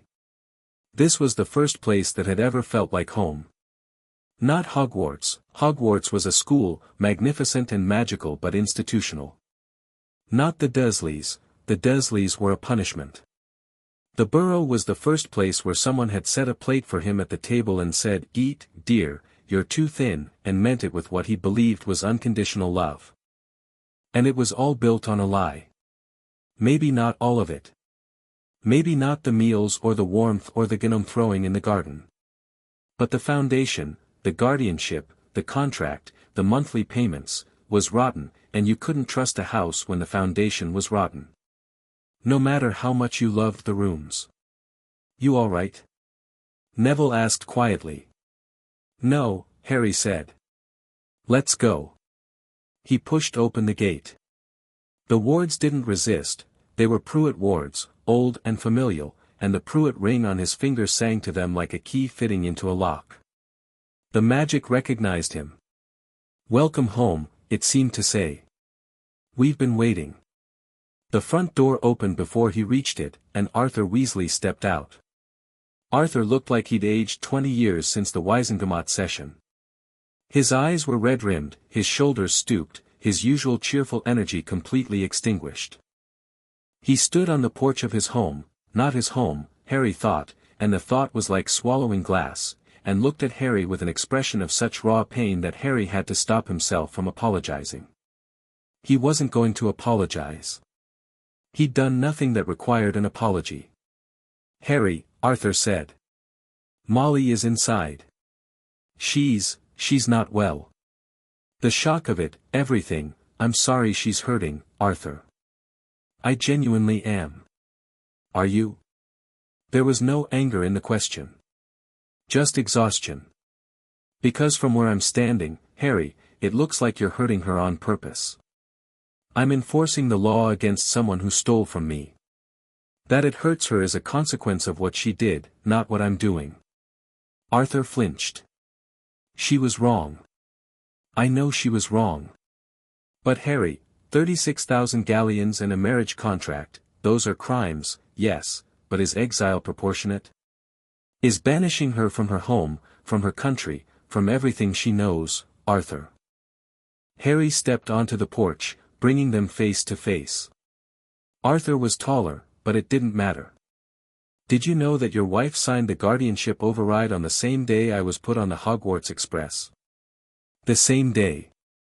She met me for the first time at King's Cross Station that morning, packed with muggles, of course, and by that evening, she'd signed a document giving herself control of my fortune.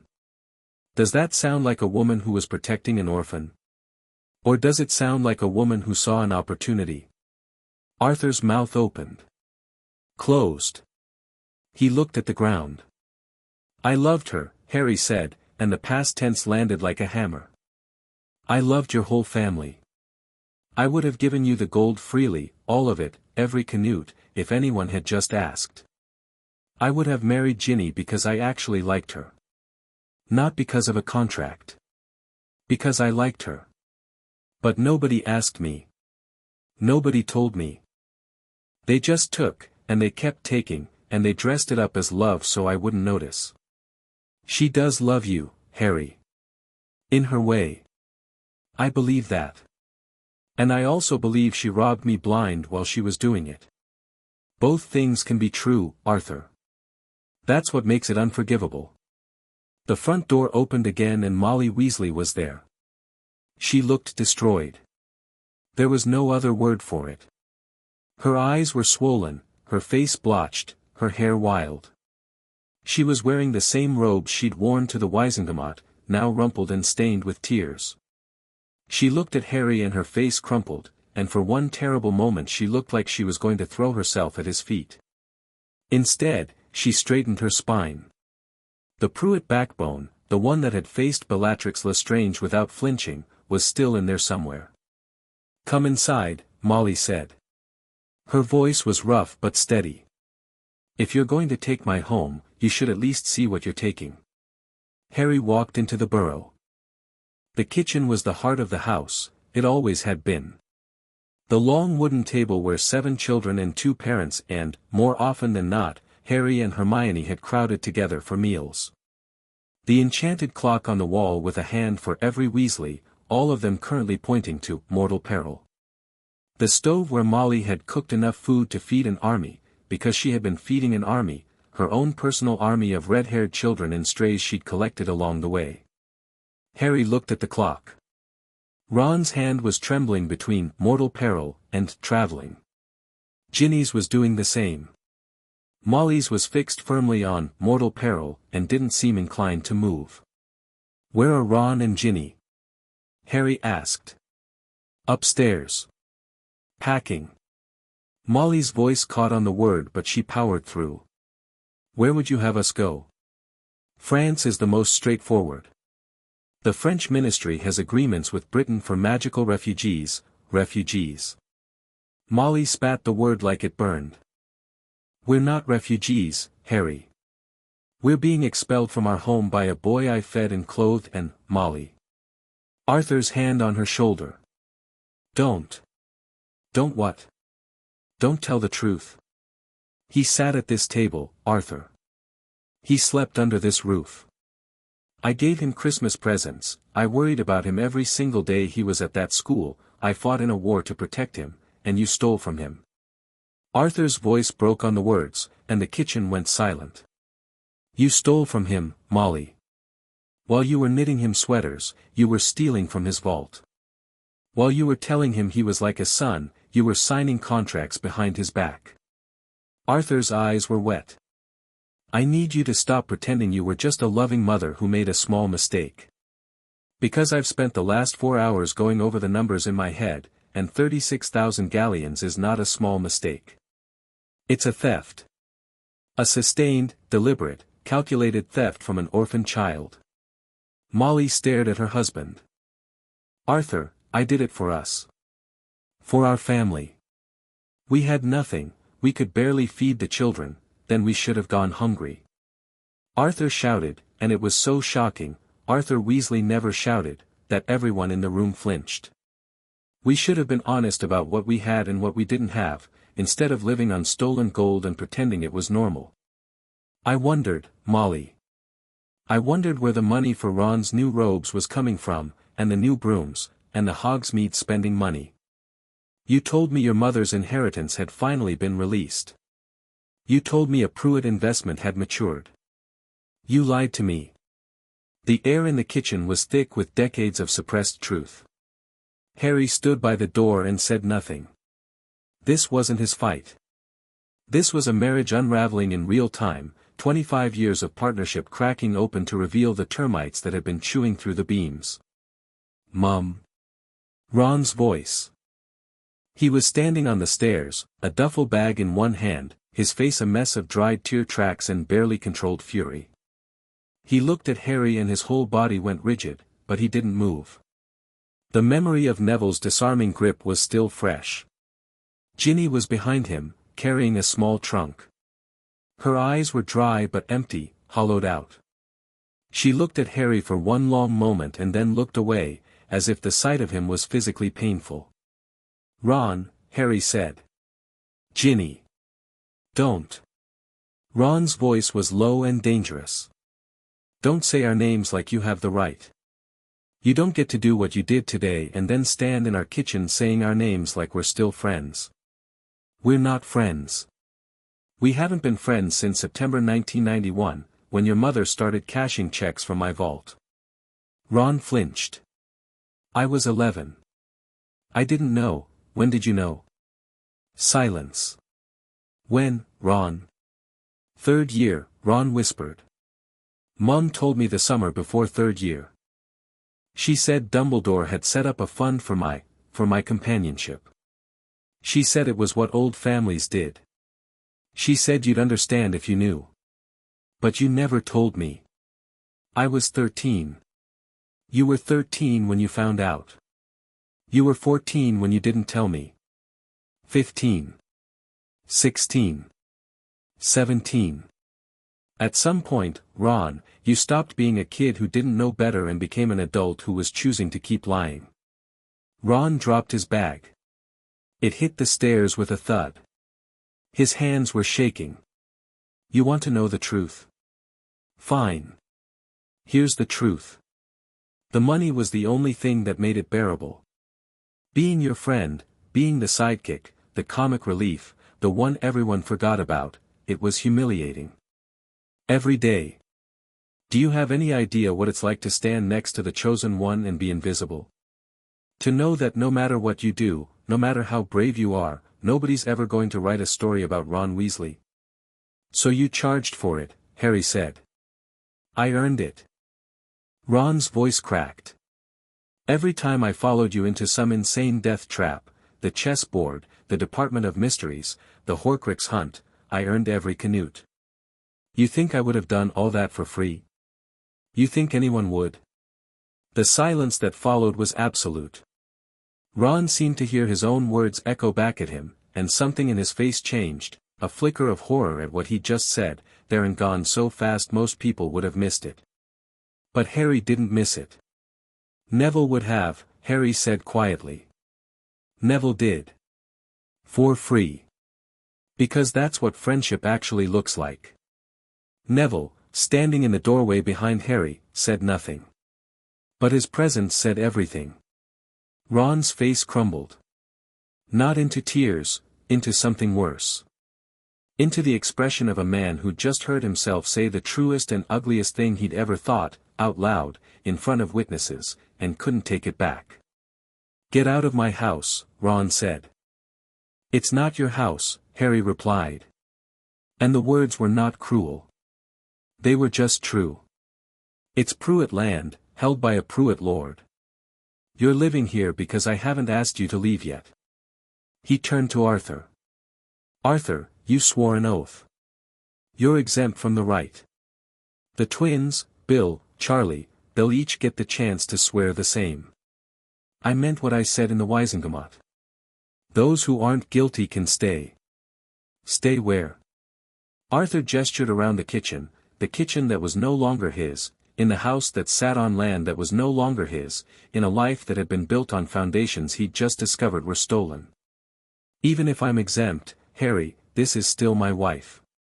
Those are still my children. You're asking me to choose between my family and my country. No. Molly made that choice for you when she signed the documents. I'm just the one delivering the consequences." Arthur Weasley sat down at the kitchen table, put his head in his hands, and went very quiet. A crack of apparition outside. Harry's wand was in his hand before the sound faded, reflex, the kind that kept you alive in wars, but it was Fred and George, materializing in the garden with matching pops. They came through the door in a rush, Fred first, George half a step behind, both of them wide-eyed and breathing hard. "We came as soon as we heard," Fred said. "There are reporters outside the gate. About 30 of them. And the story's already in the Prophet Evening Edition," George added. He held up a newspaper. The headline screamed, "Lord Potter claims 15 lordships, Malfoys and Weasleys face banishment." Below it, A moving photograph of Harry standing in the Wizengamot with his rings blazing. Fred looked at his mother, who was still standing in the middle of the kitchen with her arms wrapped around herself. He looked at his father, head in his hands at the table. He looked at Ron, on the stairs with his bag, and Ginny behind him. Then he looked at Harry. "Is it true?" Fred asked. "All of it? The guardianship, the contract, the stipend?" "All of it." Fred and George exchanged a look. The silent twin communication that had always been slightly eerie, a conversation conducted entirely through eyebrow movements and subtle shifts in posture. It lasted about 3 seconds. "We didn't know," George said. "Fred and we had no idea about any of it. We knew Mum sent Ron money, but we thought it was just, Mum being Mum. Spoiling the youngest boy. We didn't know where it came from. Mum told us the Pruitt inheritance was paying for it," Fred added. "Same lie she told Dad, apparently." "I believe you," Harry said. "You'll have the chance to swear an oath, same as Arthur. If it's true, the magic will confirm it and you're exempt." "We'll swear it now," the twins said in unison. "Later. There's a process. Daphne will walk you through it." George looked at his mother. The expression on his face was something Harry had never seen on either twin. They were always laughing, always performing, always deflecting pain with humor. This was George Weasley without the mask, and he looked like someone had reached into his chest and pulled something out. "Mum," George said. "Tell me you didn't. Tell me it's not true and Harry's wrong and there's an explanation." Molly's chin trembled. She opened her mouth. She closed it. "Mum. I did it for this family," Molly whispered. "Everything I did for this family." George turned away. Fred caught his arm, and the twins walked out of the kitchen together, through the back door, into the garden. Harry watched them go and added another crack to the growing list of things that had broken today. The kitchen was emptying.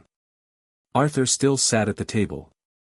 Molly had retreated to the stove, force of habit, maybe, or maybe the only place in the world where she still felt in control. She was making tea. Of course she was making tea. 36,000 galleons of stolen gold and a marriage contract forged against a child, and Molly Weasley's response was to put the kettle on. Ron came down the stairs. He'd picked up his bag. Ginny was behind him with her trunk. They stood in the kitchen and looked at Harry with expressions that were mirrors of each other, the same red hair, the same brown eyes, the same mix of fear and fury and grief. "Where do we go?" Ginny asked. It was the first thing she'd said since the kitchen. "I don't care," Harry said, and then caught himself, because that wasn't entirely true. "France, most likely. The French magical community is established and has support systems for relocating families. You won't be destitute. The right strips your right to live on British magical soil, but it doesn't touch your magic or your Gringotts access for accounts in other territories." "Generous of you," Ron sneered. "It's not generous. It's the law. I don't control what the right does and doesn't do. You controlled whether to invoke it." Harry looked at Ron for a long moment. The boy he'd met on the train, 11 years old, chocolate on his face, offering to share the only thing he had. The boy who'd stood on a broken leg and said, "If you want to kill Harry, you'll have to kill us too." The boy who'd come back during the Horcrux hunt, who'd destroyed the locket, who'd pulled Harry out of frozen water. Had any of it been real? All of it? Some of it? Harry would never know, and the not knowing was the worst part, worse than the theft, worse than the betrayal. The theft could be quantified. 36,000 galleons, plus a marriage contract, plus 6 years of lies. You could put numbers on that. But you couldn't put numbers on uncertainty. You couldn't add up the weight of not knowing whether your best friend had ever actually been your friend. "I'm sorry it came to this, Ron," Harry said. And he meant it. "I wish you'd told me. Would it have made a difference?" "Yes. If you'd come to me, at any point, at any time in 6 years, and said, Harry, my mum did something terrible and I need to tell you about it, I would have forgiven you. Immediately. Without question. Because you were my best friend and I would have forgiven you almost anything. Ron's expression flickered. Almost anything. The contract was a bridge too far. But the stipend? Ron, I would have given you the money. Freely. Happily. You were my best friend and your family was struggling and I had more gold than I could ever spend. If you'd just asked, I couldn't ask. Ron's voice cracked again, raw and wretched. Don't you get it? I could never ask. Because asking would mean admitting I needed it, and admitting I needed it would mean admitting I was poor, and admitting I was poor next to you, you who had everything, the fame, the money, the destiny, I had nothing. Harry's voice was very quiet.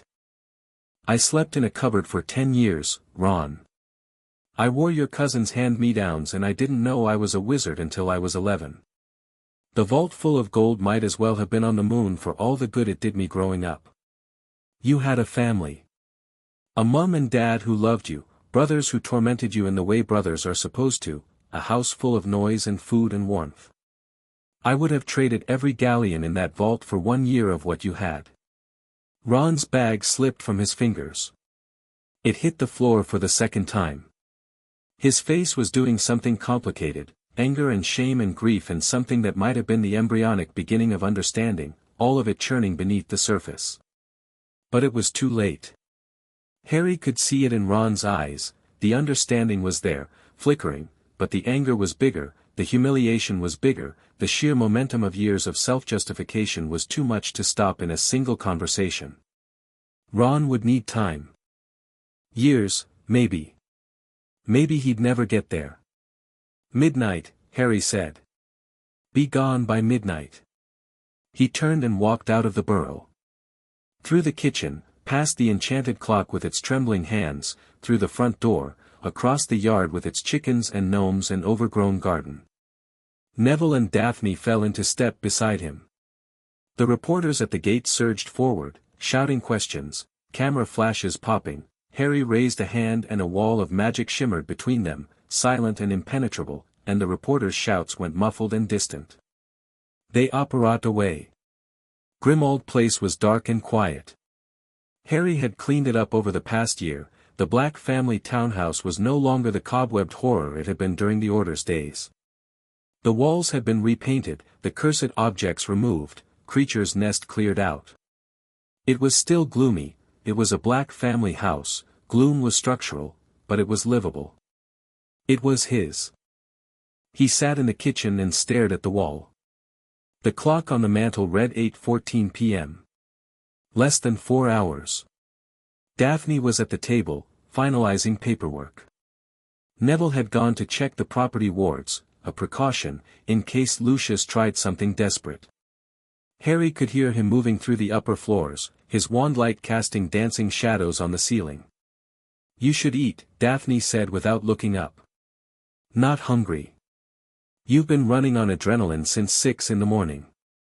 Eat something or you'll collapse. And I didn't spend 3 weeks building the legal framework for the most significant political action in 4 centuries just to have the principal party faint from low blood sugar before the right activates. Harry almost smiled. He summoned a sandwich from the pantry, Creature's doing, the elf always kept food prepared, and ate mechanically, tasting nothing. Daphne. Why are you doing this? And don't say because you believe in justice or the rule of law. You're a greengrass. Your family has survived by staying neutral in every conflict for 600 years. Helping me is the least neutral thing you could possibly do. Daphne set down her quill. She took off her glasses and polished them, her tell, Harry had learned, the thing she did when she was deciding how honest to be. My sister, Daphne said. Astoria. Harry frowned. What about her? She's ill. A blood curse, inherited from our mother's line. Progressive, degenerative, and terminal within 15 years unless a cure is found. And the research that might lead to a cure is being conducted at St. Mungo's, in a department that has been systematically defunded by the Wiesengemot for the last decade. Care to guess who led the effort to cut that funding? Lucius Malfoy. Blood curse research doesn't benefit purebloods who don't carry curses. Lucius saw no profit in it, and what Lucius saw no profit in, he killed. He gutted the department. 3 researchers were let go.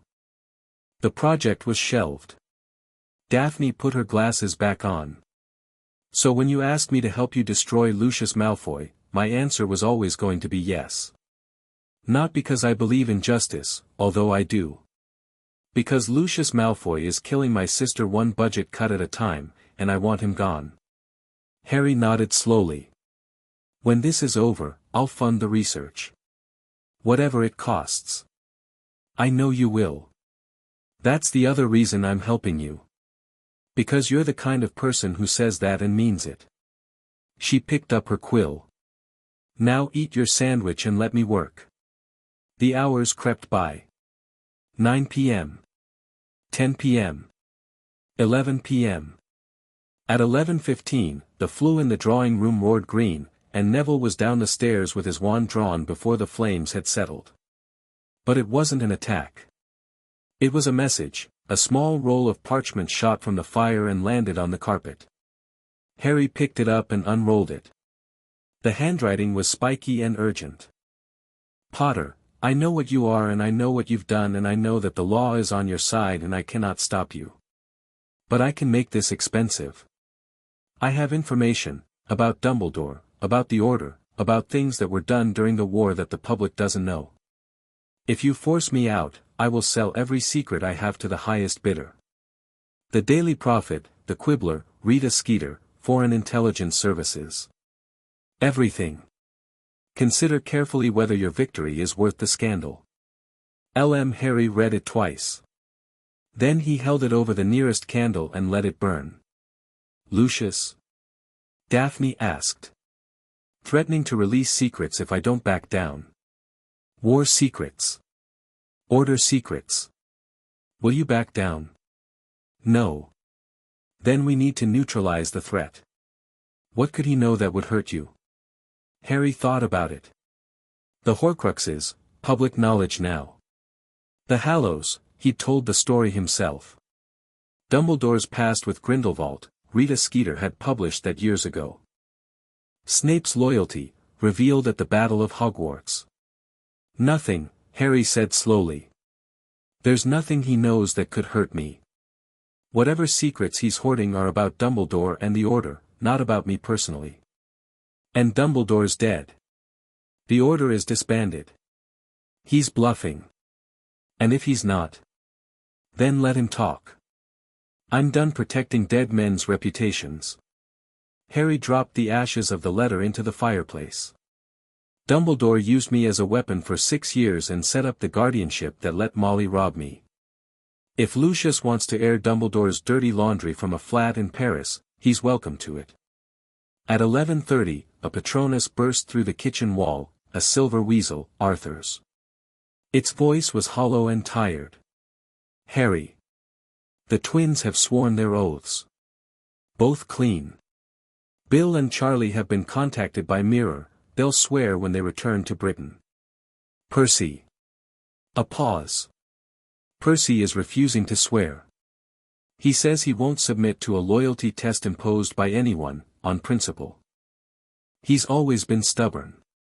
I don't know if he knew about Molly's schemes or not, but he won't swear, so I suppose it doesn't matter. Another pause, longer this time. Molly and Ron and Ginny are packed. We're at the Burrow. Molly is sitting at the kitchen table and she won't move. She says this is her home and she'll let the magic take her before she leaves voluntarily. Ron is angry, Harry. Very angry. I'm watching him. Ginny is quiet. Too quiet. The Patronus flickered. I've decided to go with them. I know I'm exempt. I know I can stay. But she's my wife, Harry. Whatever she's done, whatever she's become, I stood beside her at an altar and I swore an oath of my own. Not a magical one. Just a promise. And I'm not the kind of man who breaks promises, even when keeping them costs everything. The weasel dissolved into silver mist. Harry stared at the space where it had been. Something burned behind his eyes, not tears, he told himself, not tears, just exhaustion and firelight and the accumulated weight of the worst day of his life. Arthur's going with them, he said. Daphne's quill had stopped. Even she looked affected, and Daphne Greengrass did not do affected easily. He doesn't have to. I know. He's choosing to. Neville was standing in the doorway. His face was grave. That's the difference, isn't it? Between him and the rest of them. He's choosing. Not because of a contract or a stipend or a scheme. Just because he loves her. Even though she doesn't deserve it, Harry said. That's love, mate. It doesn't care about deserving. The clock struck midnight. Harry felt it happen before he heard it, a tremor in the magic, a deep resonant pulse that ran through the rings on his fingers and through the floor beneath his feet and through the ancient ley lines that crisscrossed beneath magical Britain like veins beneath skin. The rite of expulsion was activating. He didn't need to be there to know what was happening. He could feel it through the lordship rings, each one feeding him information like 15 pairs of eyes and ears spread across the country. Through the Pruitt ring, he felt the Burrow, felt the wards shimmer and shift, felt the land beneath the house withdraw its welcome, felt the ancient Pruitt magic that had sustained those grounds for centuries close like a fist. He felt Molly's magic clash against it, felt her standing in her kitchen, defiant, pouring her power into the walls she'd called home for 25 years, trying to hold on. But the land was stronger. The land had been there before the Weasleys, before the Pruitts, before anyone. And the land had made its choice. Through the Malfoy ring, the Slytherin ring, he felt Malfoy Manor seal itself. Felt the great iron gates swing shut, felt the wards reconfigure, felt the house reject its former master with a shudder that was almost organic, like a living creature shaking off a parasite. He felt Lucius's magic scrabbling at the boundaries, hammering at wards that had obeyed him for 30 years and now answered to someone else. Through the black ring, he felt Narcissa, safe, protected, the black magic wrapping around her like armor. And he felt Draco, standing on the Edinburgh doorstep of the black townhouse, the writ of minor nobility in his hand, choosing the new name and the new life. And through all 15 rings, he felt Britain itself, the magical territory, the vast invisible infrastructure of wards and boundaries and enchantments that defined the wizarding world, shift and resettle, closing its doors against the banished, sealing them out with magic so old and fundamental that nothing short of the rite itself could undo it. It was done in seconds. One moment, the Malfoys and the exiled Weasleys were inside the borders. The next, they were not. The magic didn't push them physically, it simply changed the definition of here so that they were no longer included in it. Portkeys activated, flows redirected, apparition paths bent. The rite carried them to the nearest international boundary, the French coast, most likely, and set them down on the other side, and then the door closed behind them. Harry stood in the kitchen of Grimmauld Place and felt the last echoes of the rite ripple through his rings and fade into silence. The house was quiet. London was quiet. The whole of magical Britain was quiet, the way the world goes quiet after an earthquake, that stunned stillness before people start picking through the rubble. "It's done," Harry said. Neville and Daphne stood with him in the kitchen, none of them speaking, all of them feeling the weight of what had just happened settle over them like dust after a demolition. Then Daphne reached into her bag and pulled out a bottle of fire whiskey. She set 3 glasses on the table, poured 2 fingers into each, and pushed them forward. "To the morning," she said. Harry picked up his glass. The fire whiskey caught the candlelight and glowed amber. 15 rings gleamed on his fingers. Outside, London slept, unaware that the political landscape of magical Britain had just been rewritten in a single day by a 17-year-old orphan who'd finally gotten tired of being used. He raised the glass. "To the morning," he said, and drank. Chapter 4, Exile and Dawn. Harry didn't sleep. He sat in the drawing room of Grimmauld Place with an empty glass in his hand and watched the candles burn down to stubs while Neville dozed on the sofa across from him and Daphne worked through the night at the dining table, her quill scratching in the silence like a mouse behind the walls. The house creaked and settled around them, old bones adjusting to the new reality, the Black family magic humming contentedly now that its lord was in residence and the ancient wrongs had been addressed. Through the rings, Harry could feel the aftermath. It came in waves, like dispatches from a distant battlefield. The Pruitt ring told him the Burrow was empty. Not damaged, the right didn't destroy, it expelled, but vacant, the fires gone cold, the enchanted clock stopped, every hand fallen to the bottom of its arc as if the mechanism had simply given up. The gnomes were still in the garden. The chickens were still in the yard. The house stood tall and crooked against the night sky, every window dark, waiting for someone to come back. Nobody was coming back. The Malfoy ring, and the Slytherin ring beneath it, the deeper claim, told him the manor was sealed. Wards at full strength, house elves maintaining the property, everything preserved in the amber of institutional magic. Mipsy had finished packing the personal items as instructed. 12 trunks sat in the entrance hall, ready to be forwarded to whatever address Lucius eventually provided. Harry doubted it would be a happy address. The black ring told him Draco was in Edinburgh. The townhouse wards had registered his entry at 11:47 p.m., 13 minutes before the rite activated. He'd cut it close. Harry wondered if that was indecision or Malfoy theatrics, and decided it was probably both. And through all 15 rings, layered and overlapping like the harmonics of a vast chord, he could feel magical Britain itself, settling, adjusting, recalibrating. The ley lines had shifted. Certain pathways had closed. Certain doors had locked.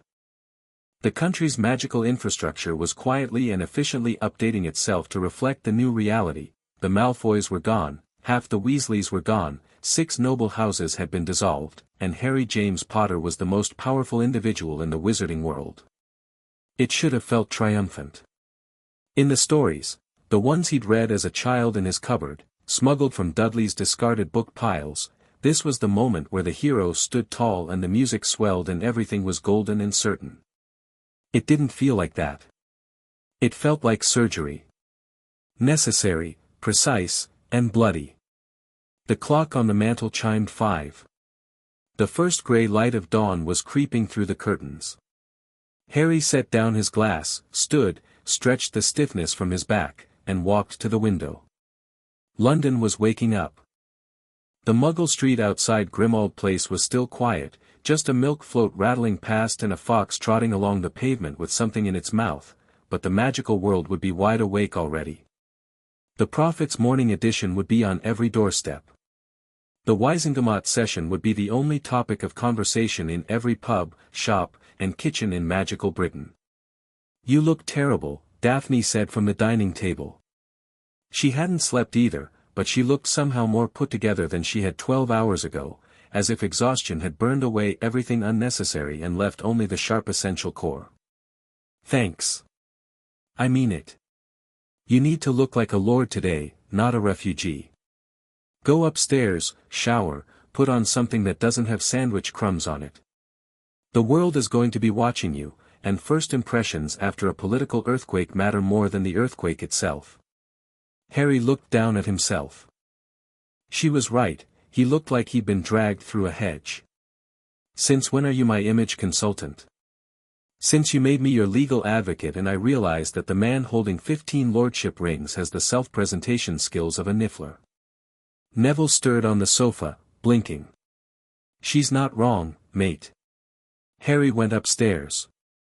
He showered in the Black family bathroom, an unnecessarily opulent affair with a bathtub the size of a small swimming pool and taps shaped like serpents, and stood in front of the mirror afterward, 15 rings lined up on the edge of the sink, watching steam curl around his reflection. The scar on his forehead had faded since Voldemort's death. You could still see it if you looked, but it was pale now, just a thin white line that could pass for any old injury.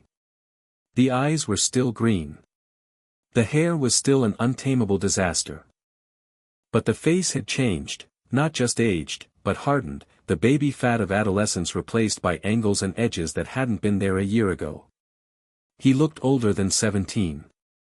He looked like someone who'd made hard decisions and hadn't flinched. He put the rings back on. They slid onto his fingers with the ease of long familiarity, even though he'd only worn them for a day. The magic settled into him, warm and heavy and steady. He dressed in clean clothes, dark trousers, a white shirt, the black jacket he'd worn to the ministry yesterday. Simple, sharp, deliberate. He was not going to wear robes.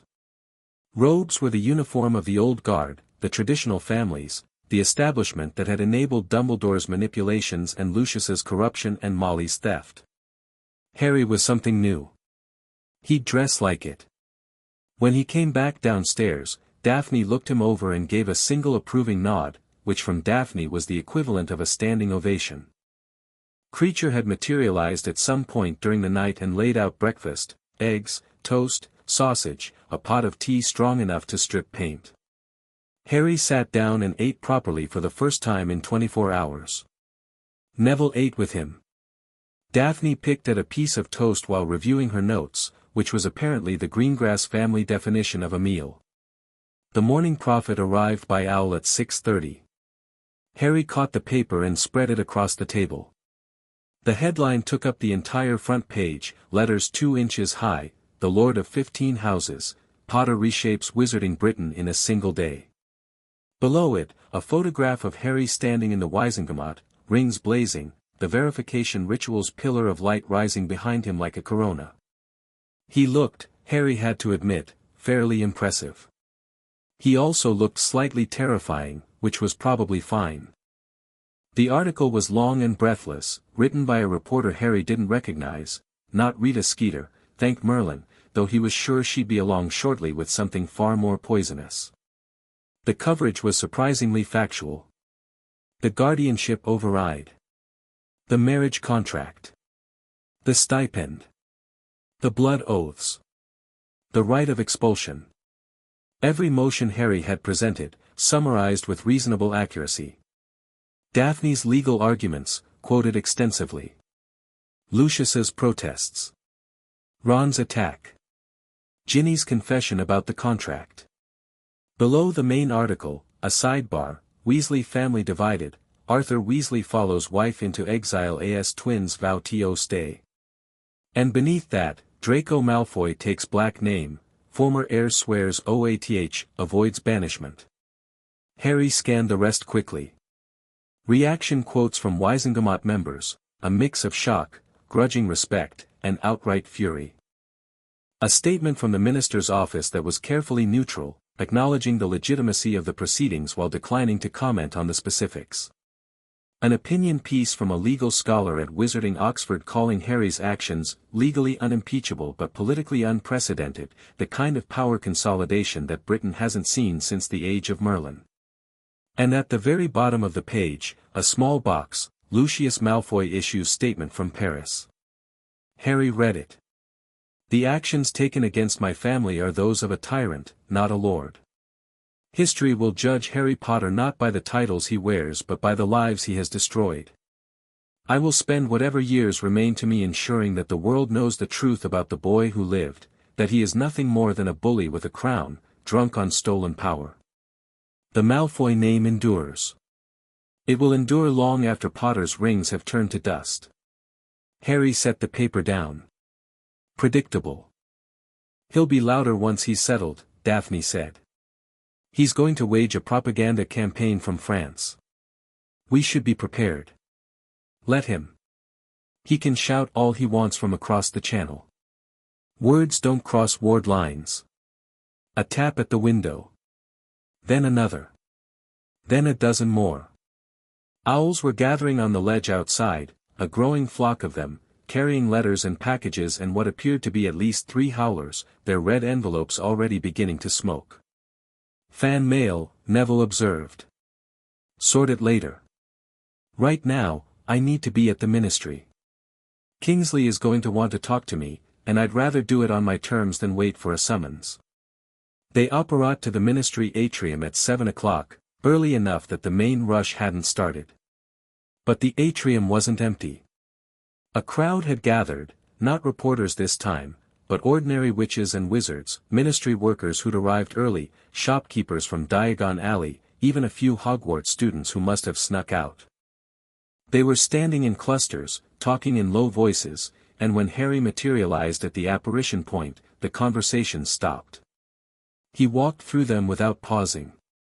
Neville on his right, Daphne on his left.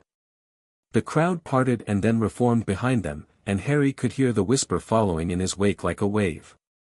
"That's him, 15 rings, look at his hands. My grandmother says the rite of expulsion hasn't been used since. The Malfoys are really gone. For good.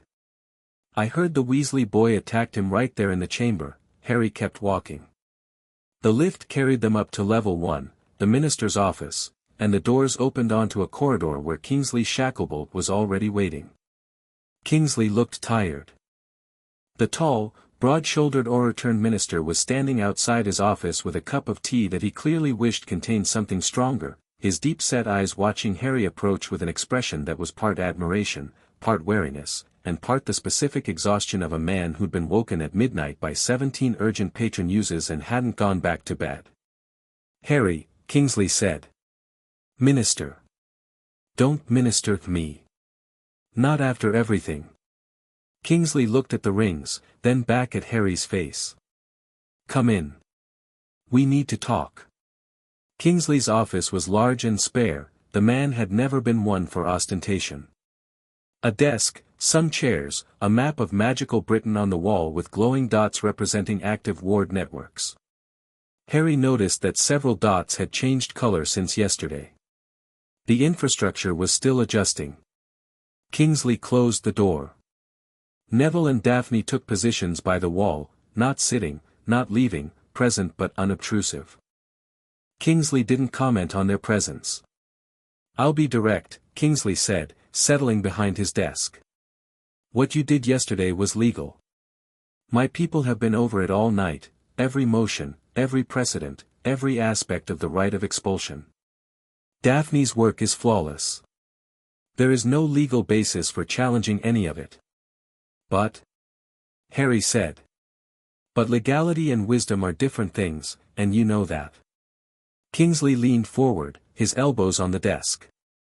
"You've consolidated more political power than any individual in the history of magical Britain. 15 Wisengamot seats. 30% of the legislative body. You control 3 of 4 Hogwarts governorships. You hold land, wealth, and titles that make you, in purely practical terms, more powerful than the Minister of Magic. I know. That makes people nervous, Harry. Not just your enemies. Your allies. The people who fought beside you in the war. They're looking at you and wondering whether you just saved Britain or crowned yourself king." Harry was quiet for a moment. Through the office window, he could see the ministry atrium far below, tiny figures moving across the marble floor like ants. His world. His responsibility, whether he'd asked for it or not. "I don't want to be king," Harry said. "I don't want to be minister. I don't want to rule anything.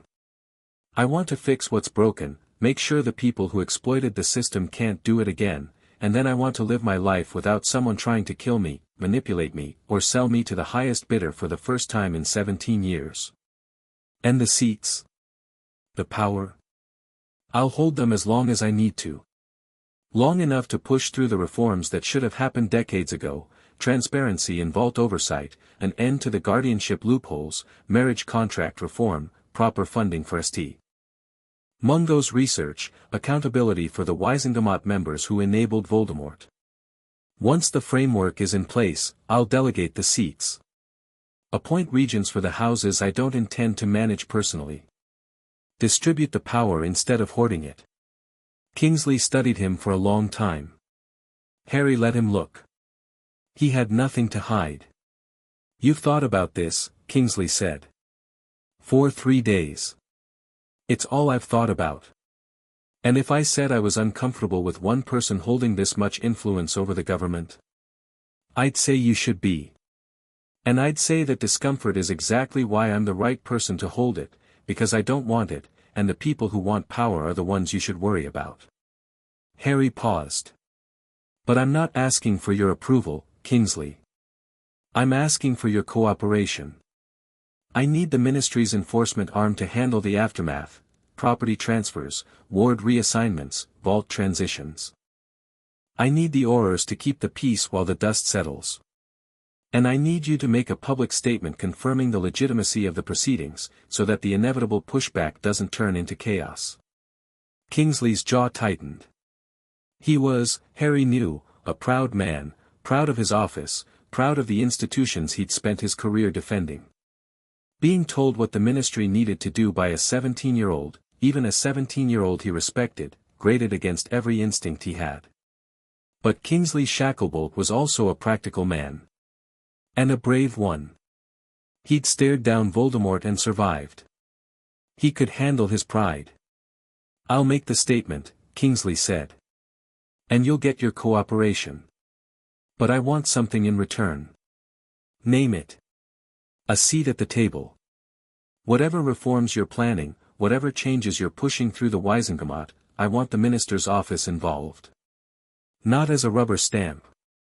As a partner. Because if you bypass the executive branch entirely, you'll create the precedent that lords can govern without ministerial oversight, and that precedent will outlast both of us. Done. They shook on it.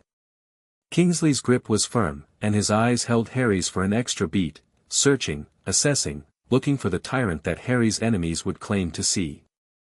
Whatever he found must have satisfied him, because he nodded once and released Harry's hand. One more thing, Kingsley said as Harry moved toward the door. Hermione Granger is in her office. She's been there since midnight. She asked me to tell you, if I saw you, that she needs to speak with you. About what? She didn't say. But she looked like a woman who's made a decision about something, and in my experience, when Hermione Granger makes a decision, the rest of us just have to hold on. Harry found her exactly where Kingsley said she'd be, in her small office in the Department of Magical Law Enforcement, surrounded by stacked files and legal texts, an empty teacup at her elbow and a quill in her hand. She was writing something. The parchment in front of her was covered in her neat, precise script, and she didn't look up when Harry knocked on the open door. Sit down, she said. Give me 1 minute. He sat. The office was quintessentially Hermione, organized to the point of obsession, every file labeled and alphabetized, a small plant on the windowsill that she'd probably named and scheduled a watering rotation for. There was a photograph on her desk, Harry, Ron, and Hermione at 14, arms around each other, grinning at the camera. It had been taken after the second task of the Triwizard Tournament. Harry wondered if she'd considered taking it down after yesterday. She hadn't. Hermione signed the bottom of her parchment, set down her quill, and looked up. Her eyes were clear. No redness, no tears. Whatever storm had passed through her yesterday had been weathered in the night, and what remained was the bedrock of the most formidable intellect Harry had ever encountered. I've been doing research, Hermione said. Of course you have. A flicker of her old smile, there and gone. I've been looking into the guardianship override. Not the legal aspects, Daphne covered those. The magical aspects. How a guardianship signed by Dumbledore and Molly could have been sealed without the goblins flagging it, without the Ministry noticing, without any of the standard oversight mechanisms catching it. Harry leaned forward. And? It shouldn't have been possible. Guardianship overrides require Ministry co-signature. They require a review by the Office of Magical Minors. They require notification to the child's existing legal guardians, in your case, the Dursleys, and a 30-day waiting period. None of that happened. The document Molly and Dumbledore signed bypassed every safeguard in the system. How? Hermione turned the parchment toward him. It was covered not just in text but in diagrams, arrows connecting names and institutions, magical flow charts showing how the override had moved through the bureaucracy like a ghost, touching nothing, noticed by no one. Dumbledore used his position as chief warlock to file it directly with Gringotts, bypassing the ministry entirely. He classified it as a wartime emergency guardianship, a provision that existed during the First War to allow rapid custody changes when parents were killed in Death Eater attacks. The provision was supposed to have been repealed after Voldemort's first fall, but it wasn't. It was left on the books, forgotten, buried in the archives. Dumbledore knew it was there because he'd been chief warlock when it was enacted. So he exploited a wartime loophole.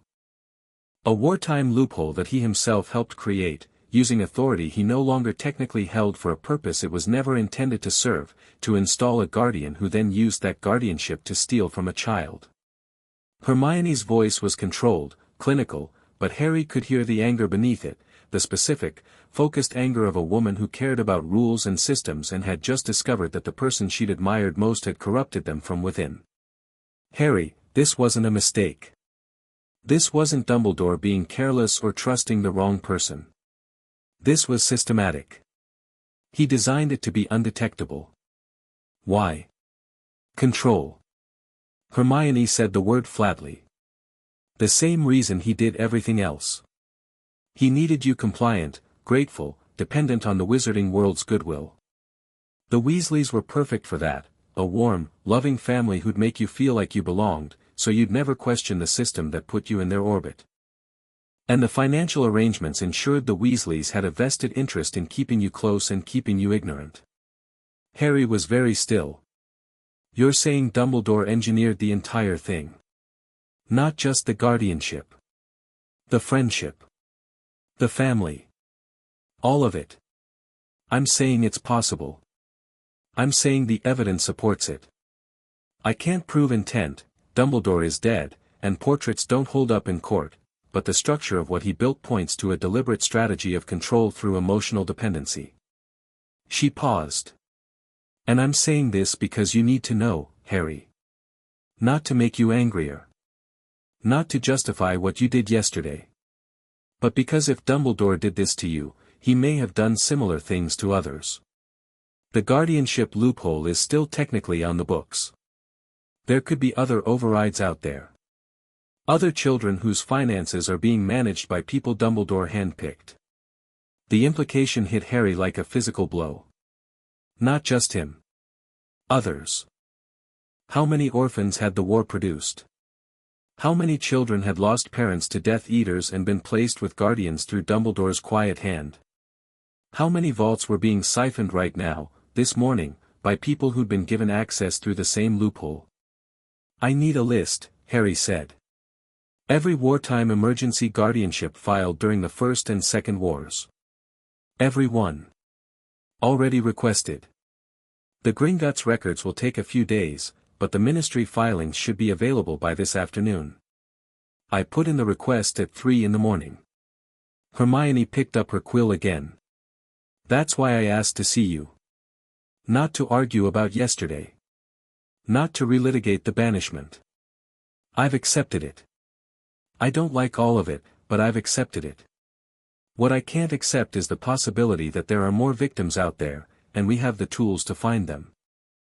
Harry looked at Hermione Granger, bushy hair escaping from its clip, dark circles under her eyes, quill poised over parchment, already 3 steps ahead of where most people would even start, and felt something loosen in his chest. Not forgiveness, exactly. Forgiveness implied there was something to forgive, and Hermione's sins were those of omission, not commission. What he felt was simpler and more valuable than forgiveness. Trust. Thank you, Hermione. Don't thank me. I should have looked into this years ago. I should have questioned where Ron's money was coming from. I should have. She stopped herself. Took a breath. I should have been braver. And I wasn't. So now I'm going to be brave about this instead. That's enough. She met his eyes. Is it? It's a start. He left her office and walked back through the ministry with Neville and Daphne in his wake. The building was fully alive now, 9 o'clock on a Friday morning, the corridors bustling with workers who stared at Harry as he passed and then immediately began whispering to their colleagues. Harry ignored them. He was getting good at that. They took the lift to the atrium and stepped out into chaos. The reporters had gotten in. About 40 of them, crowded around the fountain, cameras and quills at the ready, shouting questions the moment they spotted him. Rita Skeeter was at the front, of course she was, her acid green quill already scribbling in midair. Lord Potter. Lord Potter. Is it true you've claimed the Malfoy fortune? Lord Potter, how do you respond to allegations that the rite of expulsion is a form of, Harry? Harry, over here. Can you confirm that you and Daphne Greengrass are? Harry stopped in the middle of the atrium. The reporters surged closer, then hesitated as the rings on his fingers pulsed, a gentle warning, nothing aggressive, but enough to remind everyone in the room that the man they were shouting at could level this building if he wanted to. He didn't want to. He wanted to make a statement, answer no questions, and leave. But Daphne caught his eye and gave the smallest nod. Public perception mattered. The narrative was being written right now, in this moment, and if Harry didn't shape it, someone else would. I'll make a brief statement, Harry said, and the reporters fell over each other trying to get their quills positioned. Then I'm leaving, and if anyone follows me, I'll consider it trespassing against all 15 of my houses simultaneously, which I'm told carries quite an interesting penalty. The crowd went quiet. Harry spoke. He kept it short and direct, no rhetoric, no grandstanding. He'd never been good at speeches and he wasn't going to start pretending now. Yesterday, I claimed 15 lordships that are mine by blood, by will, by conquest, and by law. The claims have been verified by goblin magic and confirmed by the Weakened. They are not up for debate. I used those lordships to address two situations that have been allowed to fester for years. First, the Malfoy family's blood oath to Voldemort, a debt that was owed to me by right of conquest and that I chose to collect. Second, the fraud committed against me by Molly Weasley and her co-conspirators, a guardianship override used to steal from my vault and a marriage contract signed without my knowledge or consent when I was 12 years old. Both families have been banished from Britain under the right of expulsion. The Malfoys permanently. The Weasleys involved in the fraud for 25 years. Family members who were not involved have been offered the chance to prove their innocence and remain. I did not do this for revenge. I did not do this for power. I did it because the systems that were supposed to protect me, the Weakened, the Ministry, Hogwarts, even Gringotts, all failed. They failed because powerful people exploited them, and nobody had the authority or the will to hold them accountable. I now have that authority. And I intend to use it, not to rule, but to reform. To close the loopholes that allowed a dead headmaster and a trusted family to steal from an orphan for 6 years without anyone noticing or caring. I will be working with the Minister's Office and the Weakened to implement structural changes to vault oversight, guardianship law, and marriage contract regulation. The details will be made public when they're finalized. That's all I have to say. Thank you. He walked toward the exit. The reporters erupted behind him, shouting follow-up questions, but Harry didn't stop. Neville and Daphne flanked him, and the crowd parted, and they walked out of the Ministry into the grey London morning. The fresh air hit Harry like a splash of cold water. He breathed it in, exhaust and rain and the faint green smell of the park across the street, and felt the tension in his shoulders ease, just slightly. That was good, Daphne said. Concise, direct, no emotion. The Prophet will run it in full because there's nothing to edit for drama. Skeeter won't let it go that easily. Skeeter can write what she wants. The official record is the Weakened transcript, and that's locked in stone.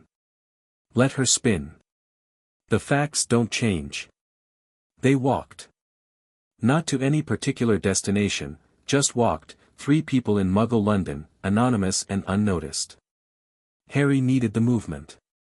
He needed to feel his legs carrying him forward, needed the simple physical act of putting one foot in front of the other after a day and night of standing still and wielding power that shook the foundations of a world. They ended up at a small cafe near Regent's Park. Muggle. Quiet. A bored barista, some students with laptops, an old man reading a newspaper. Nobody looked at Harry twice. He ordered coffee, black, strong, and sat by the window, watching ordinary people live their ordinary lives. What happens next? Neville asked, wrapping his hands around a cup of tea. The reforms. The audit of Hogwarts finances. The investigation into other guardianship overrides. Harry took a sip of coffee. It burned pleasantly. Hermione found evidence that Dumbledore might have done the same thing to other orphans. Other children from the war. Neville's expression darkened. How many? We don't know yet. Could be none. Could be dozens. The records are being pulled. If there are others, Neville said slowly, then what you did yesterday isn't just personal justice. It's the tip of an iceberg. That's what I'm afraid of. Daphne stirred honey into her tea with mechanical precision. The Hogwarts audit will be critical. Dumbledore controlled that school for decades. If he was using wartime loopholes to redirect orphan funds, the school's financial records will show it, discretionary spending accounts, mysterious transfers, budget items that don't match actual expenditures. Neville, you're chairing the Board of Governors now. Can you get that started? Today. Neville's jaw was set. He had the look he'd had on the steps of Hogwarts, sword in hand, the night he'd killed Nagini, quiet determination, immovable as stone. I'll send an owl to McGonagall. She'll cooperate. She's been suspicious of the school's finances since she took over as head, but she didn't have the authority to dig. She does now. Tell her she has the full backing of 3 founders' seats and a blank check for whatever resources she needs. A pause. Neville looked at Harry with an expression that was hard to read. What? Harry asked. Nothing. Just, remembering. First year. You, me, Ron, Hermione, sneaking around the castle after dark trying to stop Voldemort from stealing the Philosopher's Stone. I was terrified. I'd never done anything brave in my life. And you looked at me like I was worth something. Like I could do things. Neville shook his head. Ron was there too. He was brave. Whatever else he was brave that night. I know. Do you think he'll ever come back? After the 25 years? I don't know. I don't know if I want him to. Harry stared into his coffee. I keep going back and forth.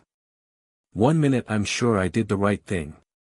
The next minute I remember him standing on that chessboard, 11 years old, ready to sacrifice himself so we could keep going. And I wonder if I just banished a kid who never had a chance, whose mother poisoned him with stolen gold before he was old enough to understand what was happening. Both things can be true, Daphne said quietly. It was the first time she'd offered anything that wasn't legal strategy or tactical advice. Harry looked at her with surprise, and she shrugged. What? I'm Slytherin, not heartless. The world is full of people who were damaged by their parents and then damaged others in turn. Understanding that doesn't mean you have to let them keep hurting you. It just means the grief is more complicated than it should be. When did you get wise? I've always been wise. You've just been too busy being powerful to notice. Neville snorted into his tea. They sat in the cafe for another hour, talking through logistics and next steps with the easy rhythm of people who'd been working closely together and trusted each other completely. Daphne outlined the reform proposals she'd been drafting: vault oversight legislation, guardianship transparency requirements, a complete overhaul of marriage contract law that would make what Molly did literally impossible going forward. Neville sketched out the Hogwarts audit process on a napkin, including a timeline for interviewing staff, reviewing budgets, and assessing the school's ward structure for unauthorized access points. Harry listened, asked questions, made decisions. It felt strange and right. For 7 years, his life had been a series of crises: react, survive, react again. There had never been time to plan, to build, to think beyond the next Dark Lord or the next deadly tournament or the next army of corpses marching on the castle. Now, for the first time, the crisis was over. The threat was neutralized. And instead of collapsing, instead of doing what 17-year-olds do after a war, which is fall apart, Harry was building something. Maybe that was its own form of falling apart. Maybe it was the only way he knew how to process what had happened. Throw yourself into the work. Fix the system. Rebuild the walls. And somewhere in the middle of all that construction, quietly, privately, grieve for the things you'd had to tear down. The coffee was cold. Harry drained it anyway and stood. One more stop, he said. They apparat to the edge of Ottery St. Catchpole. The walk to the Burrow felt longer than it had the night before. The morning was cool and damp, a thin mist hanging over the fields, the sky the color of pewter. Harry could hear birds and the distant lowing of cows. Normal sounds. English sounds. The sounds of a countryside that didn't know or care about lordship rings and ancient rights and families torn apart by greed. The Burrow came into view around the bend in the lane. Harry stopped. It looked different in the daylight. Smaller, maybe. Or perhaps it just looked empty in a way that changed its proportions, the way a room looks bigger when the furniture is gone. No smoke from the chimneys. No noise from the garden. The chickens were still wandering, but they had a confused, aimless quality, as if they knew something was wrong but lacked the vocabulary to express it. The front gate was open. Harry walked through. Fred and George were sitting on the porch steps. They'd been there for a while, by the looks of it, an empty bottle of butterbeer between them, George's jacket balled up as a makeshift pillow where he'd apparently tried and failed to sleep. They looked up as Harry approached, and their faces wore matching expressions of exhausted grief. "Morning," Fred said. "Morning." "Mum's gone," George said. "Dad too." "Ron and Ginny. They left about an hour before midnight. Portkey to Calais. Mum wanted to stay and let the right take her, but Dad talked her out of it. Said it would be, what did he say, Fred? Undignified and pointless, Fred quoted. Dad's always been practical about the big things. Harry sat on the bottom step, below the twins, and looked out at the garden. A gnome peered at him from behind a pumpkin and then ducked back into its hole. "Percy?" Harry asked. "Left with them," Fred said. "Refused to swear the oath. You know, Percy, it's the principle of the thing. Can't submit to a loyalty test, even if it means exile. He'd rather be wrongly banished than rightly tested." A ghost of a smile. "He's an insufferable prat, but at least he's consistent." "Bill and Charlie?" "Bill's coming back from Egypt next week. Charlie's arranging leave from the Dragon Reserve. They'll both swear." George paused. "They're furious, Harry." "Not at you." "At Mum. Bill especially, he's the oldest, and he feels like he should have seen it. Should have protected you, protected all of us from what she was doing. He couldn't have known. That's what we told him. He doesn't believe it." They sat in silence for a moment. The mist was lifting, and a pale sun was beginning to burn through, turning the wet grass to silver. "What happens to the house?" Fred asked, nodding at the Burrow behind them. Harry looked at it. The crooked chimney stacks, the impossible architecture, the ramshackle beauty of a home that had been built by love and magic and stubbornness. He could feel the Pruitt ring on his finger, warm and steady, connected to the land beneath them. His land. His house. "I'm not going to live here," Harry said. "It wouldn't be right." "This was your home." "Was being the operative word," George said. "It could be again." Harry turned to face them. "I'm the Lord Pruitt. The land is mine. But I can grant tenancy, formal, legal, permanent tenancy, to anyone I choose. The house stays. The land stays. You and your brothers can live here for as long as you want." Fred and George exchanged one of their silent looks. The twin communication that bypassed language entirely. "You do that?" Fred asked.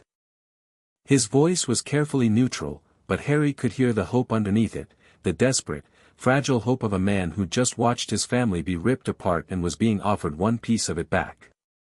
"This house was the first place that ever felt like home to me," Harry said. "I won't pretend the last 24 hours haven't changed how I feel about it. But the walls didn't lie to me. The kitchen table didn't steal from me. The garden gnomes didn't sign a fraudulent contract." He paused. "The house is innocent. So are you. Keep it." George made a sound that was not quite a laugh and not quite a sob. Fred put his arm around his brother's shoulders and squeezed. "Conditions," Harry said. "2 of them. Name them." "First, the tenancy is in your names. Not the Weasley family name. Not Molly's name. Yours. Fred and George Weasley, tenants of Lord Pruitt. If and when Bill and Charlie swear their oaths, they can be added.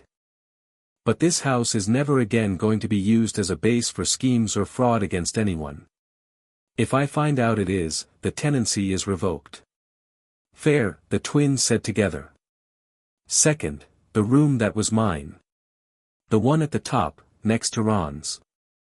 I want it left empty." Fred frowned. "Empty? Just left alone? Don't use it for storage, don't convert it, don't change it. Just leave it."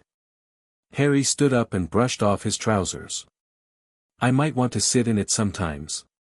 Remember what it felt like before." Neither twin asked before what. They didn't need to. Harry walked back through the garden, past the gnomes and the chickens and the shed where Arthur had kept his Muggle artifacts, through the gate, and down the lane. Neville and Daphne were waiting at the apparition point. They didn't ask how it went. They could see it on his face.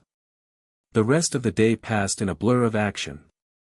Harry spent 2 hours at Gringotts with Ragnarok, formalizing the property transfers, reviewing the consolidated vault holdings, and establishing the new financial structures that would manage 15 houses worth of assets. The numbers were staggering: total holdings north of 30 million galleons, plus properties, investments, and magical artifacts spanning 8 centuries. Harry signed everything Daphne put in front of him, trusting her legal judgment the way he'd once trusted Ron to watch his back in a fight. The comparison stung. He pushed it away. At noon, he went to Hogwarts. McGonagall met him at the gates, tall, severe, her lips pressed into a thin line that could have meant anything from disapproval to barely contained emotion. She looked at his rings. She looked at his face. "Mr. Potter," she said. "Or should I say Lord Potter? Lord Gryffindor." "Lord, Harry is fine, Professor." "Then Harry it is." She walked beside him through the castle, her tartan robes sweeping the stone floors. "I've been briefed by Mr. Longbottom. The Board of Governors audit. I want you to know that I've suspected irregularities in the school finances since I took this position. Dumbledore kept the books himself, unusual for a headmaster, but no one questioned Albus.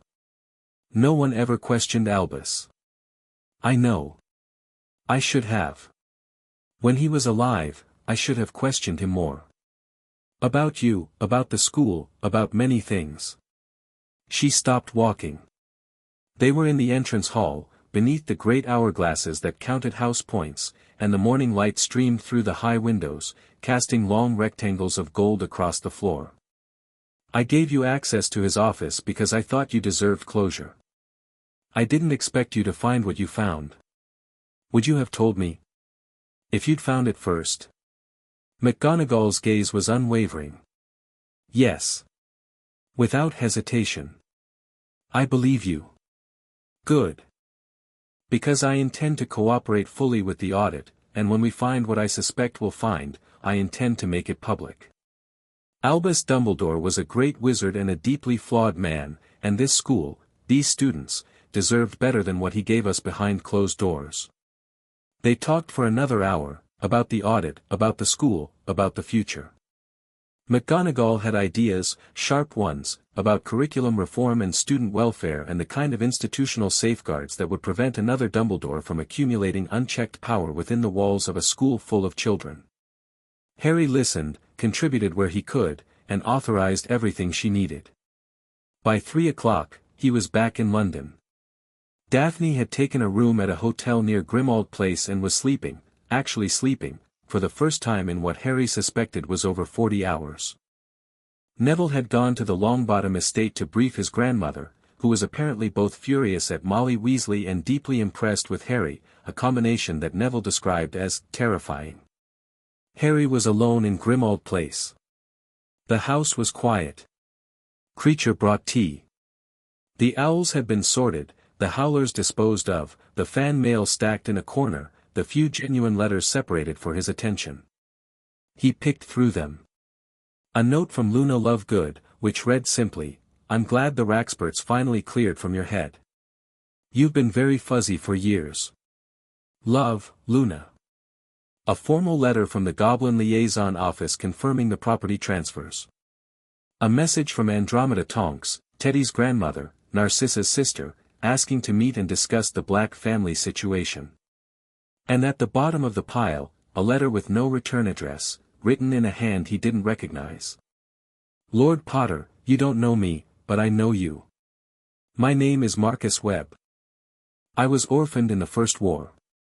My parents were killed by Death Eaters in 1979. I was placed with a guardian through what I was told was a standard ministry process. I was 11 years old. My guardian's name was Albus Dumbledore. I've spent 20 years wondering where my parents' savings went. The vault was full when they died. It was empty by the time I turned 17. No one at Gringotts could explain it. No one at the ministry would investigate. I saw the prophet this morning. I saw what you found. And I think the same thing happened to me. If you're willing to help, I'm willing to talk. M. Webb. Harry read the letter twice. Then he set it down on the desk, leaned back in his chair, and stared at the ceiling. 1. There was at least one more. And if there was one, there would be others. Hermione was right. This was the tip of the iceberg. He picked up a quill and wrote a response. "Mr. Webb, I'm willing. Come to the ministry on Monday. Ask for Hermione Granger, Department of Magical Law Enforcement. Tell her I sent you. Bring any documentation you have. We're going to find out what happened. All of it." Harry Potter. He sealed the letter and gave it to Creature for delivery. Then he sat in a quiet house and thought about what he'd built in the last 24 hours.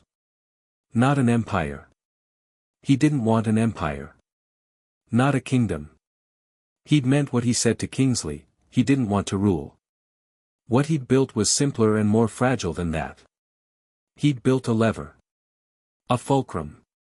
A point of pressure that could move the entire system, if applied correctly, in the direction of something better. 15 rings. 15 houses. 15 seats on the Wisengamot. An absurd amount of power for one person to hold, and he'd hold it for as long as it took to make sure nobody ever needed to hold this much power again. The reforms would take months, maybe years. The Hogwarts audit would uncover things that would shake the wizarding world. The guardianship investigation would find more Marcus Webbs, more stolen vaults, more children failed by a system that put its faith in great men instead of good laws. And somewhere in France, an old man with a silver cane was nursing fire whiskey and plotting his return to relevance. And a red-haired woman was weeping in an unfamiliar flat, surrounded by the children she tried to protect by any means necessary.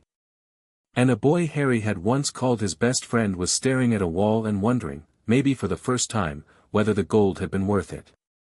Harry couldn't fix any of that. He couldn't unfracture the Weasley family or undestroy the Malfoy legacy or undo the decades of Dumbledore's quiet manipulations. He could only build forward. Brick by brick. Law by law. One reform at a time. The sun was setting over London. The drawing room filled with amber light, and the shadows of the window frames stretched across the floor like bars, and then shifted, and lengthened, and dissolved as the light changed. Harry sat in the middle of it all, in the old house of a dead family that was now his, wearing 15 rings that hummed with the combined magic of 8 centuries, and felt, not happy, not triumphant, not vindicated, but clear. Clear the way you feel after a fever breaks. Clear the way the sky looks after a storm. He'd done something enormous. Something that would ripple through magical Britain for generations. He'd done it in a single day, with 15 rings and a stack of documents and the cold precision of a man who'd finally decided that being used was not the same as being loved. And tomorrow, he'd do the harder thing. He'd start building something that would last. The last light faded from the windows. Night settled over Grimmauld Place like a blanket, gentle and dark. Harry sat in his chair, his hands resting on his knees, 15 rings gleaming softly in the dying firelight. He closed his eyes. And for the first time in a very long time, Harry Potter rested. Not because the fight was over, it wasn't, not by a long stretch. But because the fight was finally his to choose. His terms. His ground. His power, used not as a weapon wielded by someone else's hand but as a tool shaped by his own will and wielded for his own purpose. Dawn would come. It always did. And when it came, Harry would be ready. But for now, in the quiet dark, in the house that was finally, truly his, he let himself be still. Let the rings pulse their steady rhythm. Let the magic hum through him like a lullaby. Let the world outside spin on without him, just for a few hours, just until morning. Just until it was time to build again.